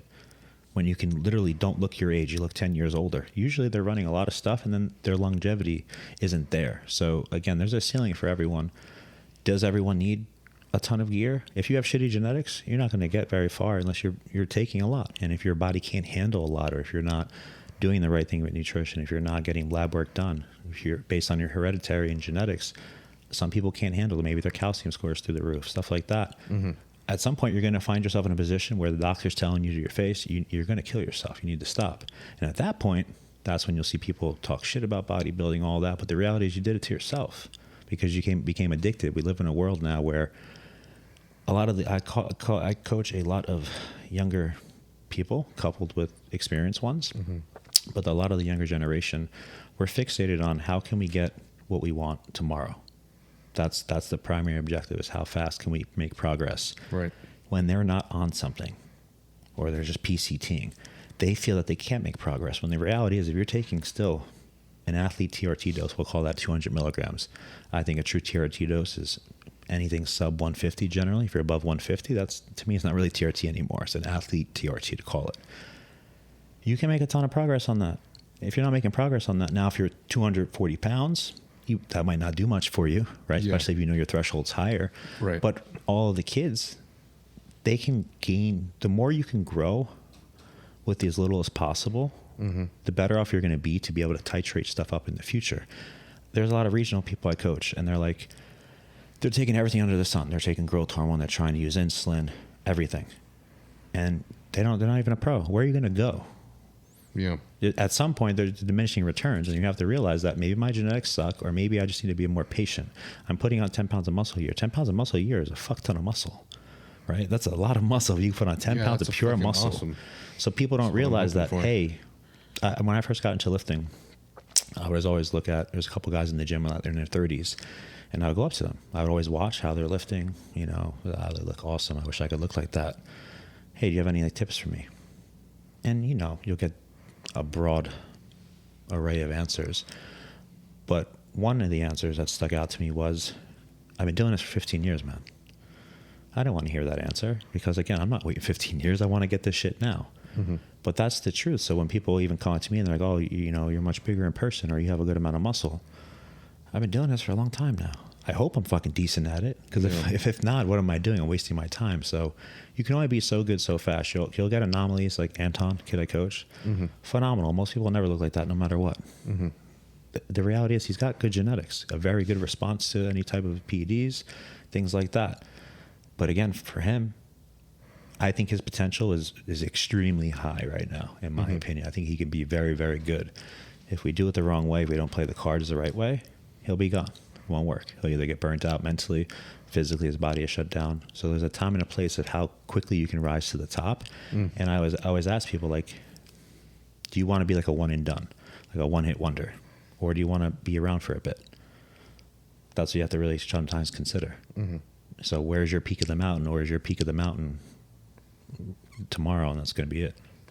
What you said about how Anton may burn out potentially, I think, not to not to fucking jump on it or whatever, but I feel like that was a great statement to just provide, in my opinion, great evidence for why you are a good coach. I think that's one of the most important things for coaches to address in the first place, and the fact that you address things such as like psychologically burning out, all of these stresses like John Jewett expresses as allostatic, that contribute to allostatic load. I think most bodybuilders don't really think about. Because again, at the end of the day, what I go back to saying about most good bodybuilders, they're selfish as fuck. And they're that good because they're selfish as fuck. They don't care about someone else. They don't care about a significant other. They care about themselves. It's me, myself, and I.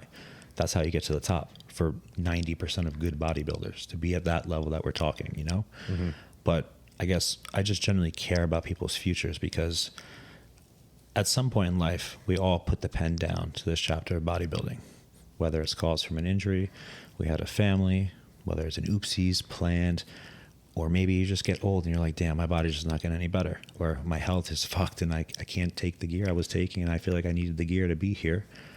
You put the pen down. Yeah. You should be able to put the pen down on your own terms. When that's forced because of ignorance, that's when I have a problem. So I just try to preach to people like, look, could you take more?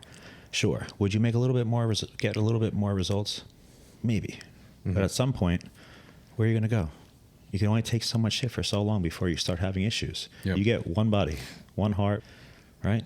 You know the saying. So where are you going to go from that? And I think that's what people don't realize until they're at that point. That everyone always has that, it won't happen to me, until it does, and then life changes. Yeah.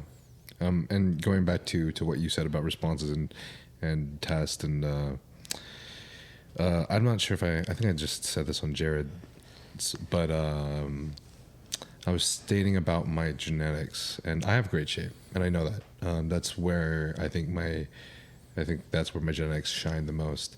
In terms of like building muscle naturally, I have trained for a really long time, and I've seen a lot of genetic freaks that can build so much, that were able to build a lot more muscle than me. Getting my blood work done and seeing my values, what I've noticed is I think when I jumped on PEDs, it was a big benefit for me. And when I started checking my values, I think I realized part of the reasons. Right now, for example, I've titrated up my GH dose to the highest I've been, which is 4 IUs. And even though compared to, say, open bodybuilders or a lot of other experienced bodybuilders, it's not very high, it's doing a lot for me, because from checking for my IGF-1 levels, I'm not sure how this is just something that I believe to be true based off of the values. Obviously, we don't really know exactly because of systemic IGF-1 compared to the values that we're reading from our liver. Jesus. Okay, we'll wrap it up soon.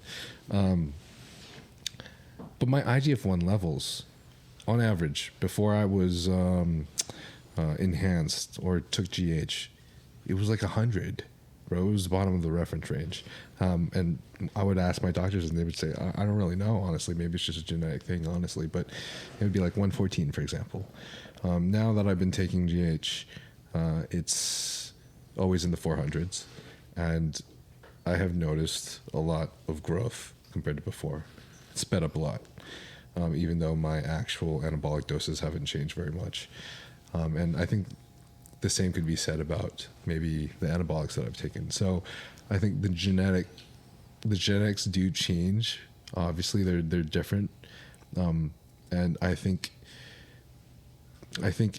people should consider their longevity first when they're bodybuilding and training, and push themselves to the limit naturally as much as possible if they care about competing, right? But don't ever knock yourself until you put the time, the consistency over a long period of time, because you don't really know if, I just don't think people will know when they shine. No, I think it takes a long time, at least 5 years of really trying to know how far you can get. And if you're really trying, like, hey, I haven't missed a meal in 5 years, like, I prioritize this shit, I live and breathe and die bodybuilding, and you're still not making progress, comparable to yourself, not others, right? Mm-hmm. You're literally taking pictures from 5 years ago, looking over every 6 months. Then make the logical decision. Hey, this isn't, where am I going here? I'm wasting my time. Mm-hmm. So not everyone can be the best bodybuilder. If that was the case, if it was just how much you can take, how much you're willing to ignore your health, you would see more people like that. Mm-hmm. But there's more that goes into it. People realize they take so much and they still suck.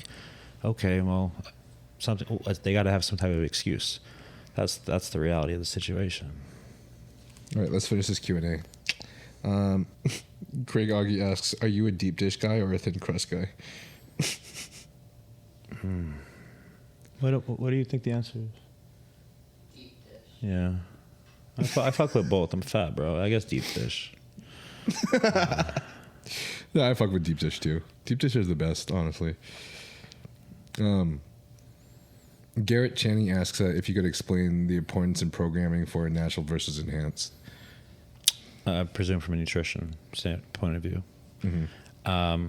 So I guess my approach, you have to realize that you don't have an arsenal of weapons that you can pull out to expedite progress. So obviously for someone enhanced, there are certain fat burners we can put into play to kind of catch up, let's just say, if we're falling behind for some reason. Naturally, you have to be a little bit more specific and calculated in the decisions you're making to make sure fat loss is occurring at the most linear perspective as possible. Obviously, fat loss is never going to be linear, but I think that's the difference between, at least when I program for someone naturally versus someone enhanced, I know I can make up for time with someone enhanced, so I can kind of maybe keep them in a surplus a little longer. I can kind of rip body fat off, or maybe I have them where I want. I'm just going to cosmetically change how they look based on some drugs and manipulation. I can't do that with someone that's natural. So if someone's natural and their fat, the way they distribute their fat isn't ideal for the division we are in, we have a problem. I got to get them leaner. That's kind of how I would go about it. Okay, awesome.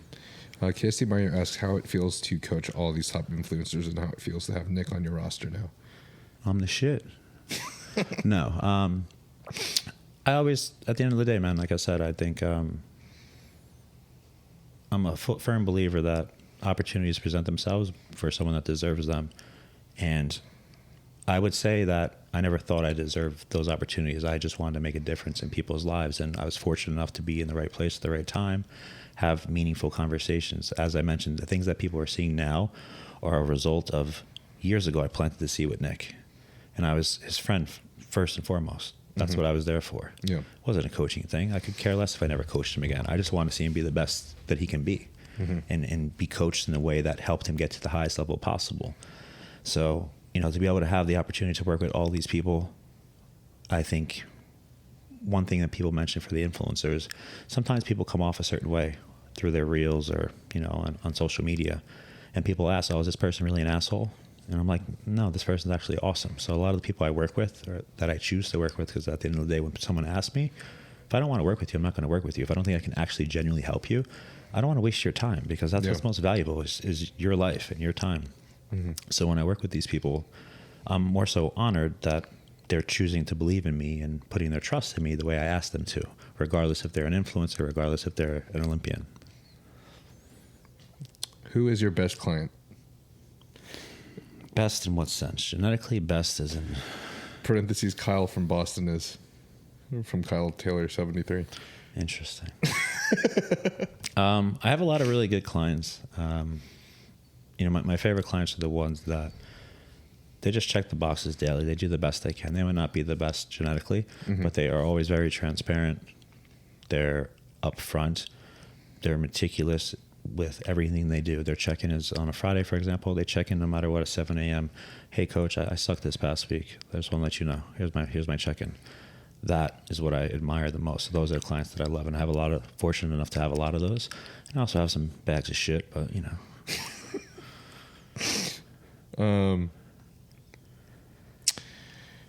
There's a lot of questions. I'm just trying to run through some of them. Yeah, that's fine.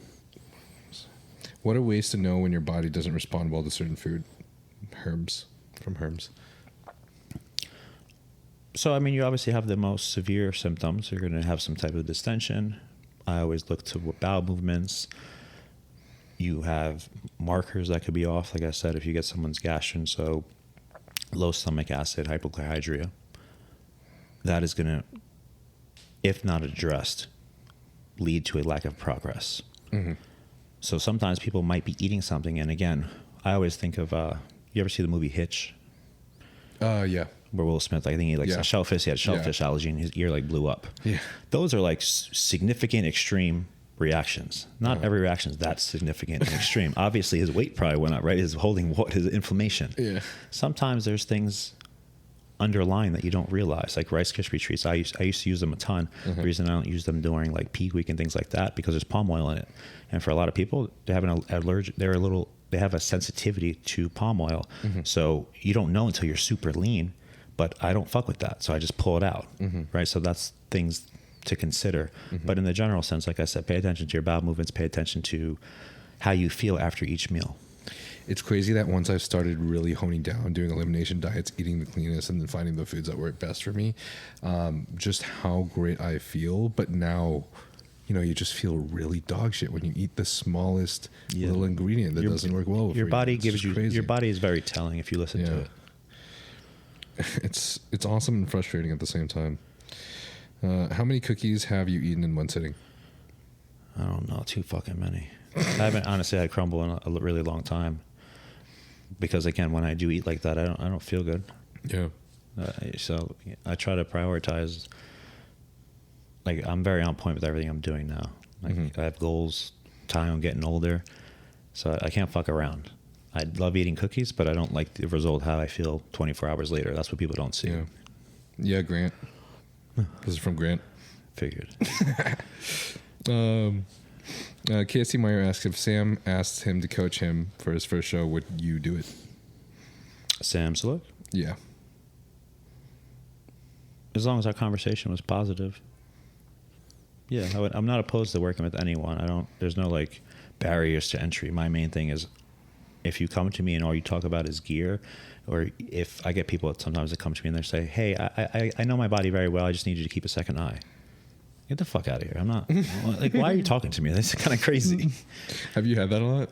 I don't get it a lot, But I'll get it from people that, again, they just think they know everything. And I'm not spending my time, very selective with what I choose to spend my time doing.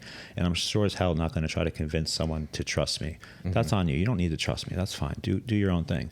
But I'm not going to put my time and energy and emotion into a fucking wall. There's a lot of questions, by the way, asking about if you feel like paranoid or if you feel nervous or if you feel all of these about like coaching Nick or coaching clients like Nick, which I think is a really cool sign because it just shows how I think excited that people are about it. But as you've said multiple times already too, you've had a ton of amazing clients. You've had a ton of huge clients. Yeah. I mean, even though Nick is a top 5 Olympian, like I don't even want to say this actually, but I mean, like having someone with a fan base or an audience as big as the Tren twins, for example, like I feel like that's you just get so much in your ear, you know. Yeah. There's just so much noise going on. So I feel like you are very prepared. Yeah, honestly. like I said, at the end of the day, as long as I'm making the right decisions and I have the data I need, I feel very confident in what I'm having someone do. I feel like I have a good system around me if I ever feel like I need resources or anything like that. And I think a lot of the times, as I mentioned earlier, I think people are just underprepared or they don't know shit. That's when you should be shaking in your boots, because at the end of the day, the stage doesn't lie, right? So my primary goal happens to be at Pittsburgh Pro for Nick, right? God forbid something changed.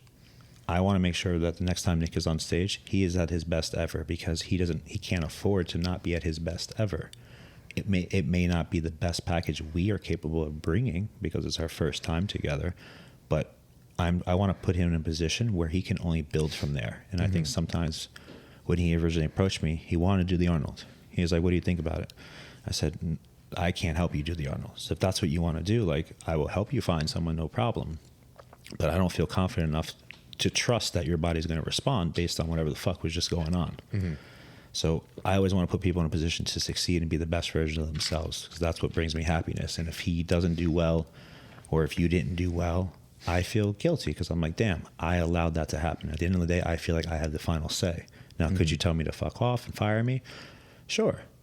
But at least I know I made the right decision for X, Y, and Z reasons.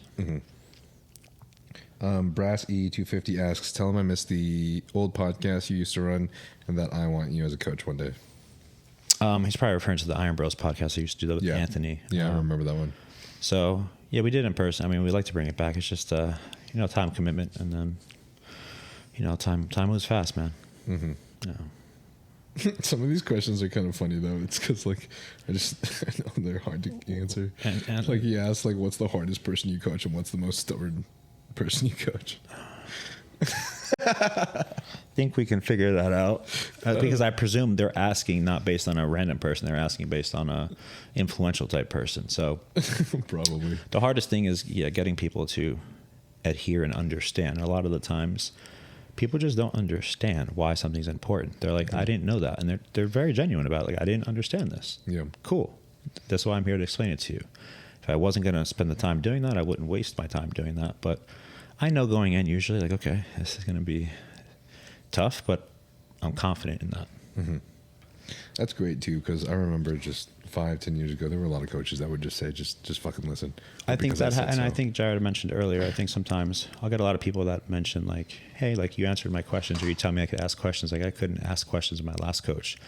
And the reality is, if you feel like you can't ask a coach a question, especially someone you're paying, premiums for these days, that's probably because the person doesn't know what they're doing, right? So you should be able to always answer a question, or at least, hey, maybe I don't know the answer. This is why I did it, or I'll get back to you. Don't just like tell someone, fuck off, don't ask questions.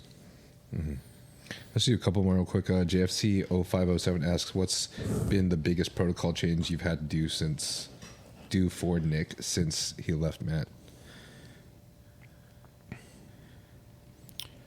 Biggest protocol change. The way I set up my diets. You've experienced, I don't remember exactly specifically what I did with you right now. I'd have to look back, but my approach with diets and macronutrients are a bit different. I don't just keep shit the same on training day, rest days. To me, it doesn't make sense. It doesn't fucking work. For someone that has elite genetics, they will get far. they will get further when you do things the right way. So I think, again, that change and integrating that, making sure that he was confident in trying that and buying into it, that's what's hard. Because you're taking someone that only knows one way for so long. It's like a dog that lived in a certain region, right, a house for 7 years, and you take the dog out, it's going to be discombobulated a little bit. Yeah. Because it only knows one way. So that's been the hardest, I guess, but it hasn't really been that hard. That's good. I do feel like, personally, if I was to go through something like that, diet changes would kind of be the one that feels the most of a change to me too. Yeah. You have to be willing to work. You have to be willing to work with the person, though. That's where the biofeedback is important. Coaching is a two-way street to a degree, right? Just like when I worked with you, there are certain things I wanted you to do from a diet perspective, and you're like, hey, like I don't feel this, or I like this better. Cool. I have no problem using any types of foods as long as it's not fucking shit up, right? Yeah. If hey, I'm binging, I have these cravings. Okay, well, there's something wrong with our diet setup. You shouldn't be having these cravings and stuff like that. Or if you're having any type of issues with digestion and you're eating a certain food, hey, I don't care if you like it. I'm here for performance and progress, and we're not getting it doing this. Matt Chase asks, what are some of the biggest mistakes you see amateur bodybuilders make? Or maybe just bodybuilders in general. You need to be patient. And as I go back to earlier, being consistent. Most people can't be consistent. I get a lot of people that can be really good during prep. Maybe if I ask you how many times you cheat on your diet during prep, the person will say, maybe once, twice. Maybe I missed one cardio session. Fast forward 4 weeks into the reverse. Hey, how many free meals you have? How many meals did you miss? Oh, like 12. I'm like, okay, so about 12,000% increase in deviance since going to this reverse. How many missed cardio sessions? Again, same answer, stuff like that. That's where people make the most mistakes. So, Christine Santino asks, what was your first ever cycle? My first ever cycle was test, and then very quickly test in DECA. Did you like DECA? Was that okay with you, or? Yeah, I think DECA, people go for MPP now because it's a faster acting drug, right? You can get similar benefits to DECA, not as much from a water retention joint perspective. But if you have any issues, it's out of your system much faster. That's why people like the drug. DECA was always a true and tried approach. So again, do I use it now really with people? Not often. It really depends. If I'm trying to slab a lot of muscle on somebody, I'll probably use it in low doses, especially depending on how someone's lifting, right? If they're lifting really heavy, I need to make sure their joints are good, stuff like that. But I feel like nowadays there are better ways you can kind of set up cycles for progress in certain phases. And then considering, as we mentioned, what durations. And I think, not to get off topic, but a lot of people don't know the answer to, if I ask you, how much test is the best for you? What is your true sweet spot and why? Most people don't know because they start with tests, and then before you know it, they throw an oral in, whatever you want, Anabolics, let's say. And then their next cycle, they take tests in something. They never just keep one thing in to actually understand, like, how do I actually feel with this? I tripled the dose. Do I feel better? Do I get better results? Do I get side effects? Until you do those things, I feel you're kind of just running this long rat race. Awesome. Thank you, bro. I think that was awesome. It's also funny, freaking Jared said that DECA was definitely his favorite because his dick never worked while I was on it. So that's crazy. That's a crazy answer. He didn't like it. That'd be a hormonal problem for sure. All right. Thanks for coming. I know you guys were freaking awake for a million hours today. So if you were to disappear from the world tomorrow, what would your message be? I would say be grateful for the life you have, and recognize that you, like anyone else, are a human being. And as a human being, if you have the opportunity to wake up on a daily basis, you can make a difference. And I think everyone in this life should aim to make a difference in someone else's life. You know, we had a fellow guest mention passing the torch, which I agree, but past that, I think what people need to realize is you should always want to learn for as long as you're living. You should always want to seek to put yourself in position to succeed, to see your friends succeed, your family do really well. I touched on earlier, opportunities. I'm a firm believer that opportunities come to those that wait, those that deserve.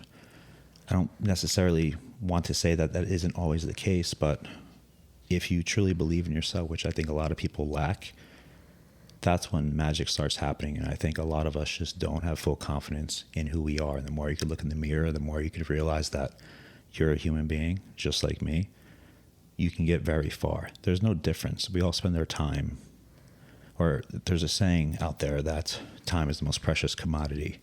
And I used to believe that for a long period of time, no pun intended. But the reality is, inaction is what the most precious commodity is, because time is going to pass no matter if we're sitting on this couch, sitting in the airport for 7 hours, spending time doing more podcasts. What you choose to do with your time is what matters. So when you just sit on the couch, you make excuses why you don't want to better your life, why your relationship failed. All of those things are what's to blame. And sometimes people don't, unfortunately, wake up tomorrow. As we know, things can change at the instant. So take advantage of the time you have, make a difference, learn, wake up, believe in yourself, and just make something of yourself, because you've been granted an opportunity in life to present that aura and positive energy to someone else. That's awesome. Thank you, bro. That being said, thank you all you guys for being here. I know we're here for a long time, so it means a lot. It really means a lot to me. So thanks, bro. Where can everybody find you? I'm not a big social media guy, as you probably know. I should be, but I don't use the platform much. When I do, it does okay. But on Instagram, it's just my name, Kyle.Wilkes. Like I said, I don't plan on ever changing that. I am who I am, and I'm proud of that. And then if anyone needs me for coaching, there's a link in my bio, and that's kind of my only platform right now. And if you just Google my name with your favorite athlete or influencer, I'm sure I'll pop up. Yeah, guys. I said this before in our last thing, but not to schlab on a knob, no homo. But Kyle so far has been the best coach that I've prepped with. So far, and I can put that in as a disclaimer. So, thanks, bro. Thanks for coming on again. Anytime, man. Thank you. Ooh, fire. Thank you guys. I love you guys. I'm tired. Bye. Peace. Oh.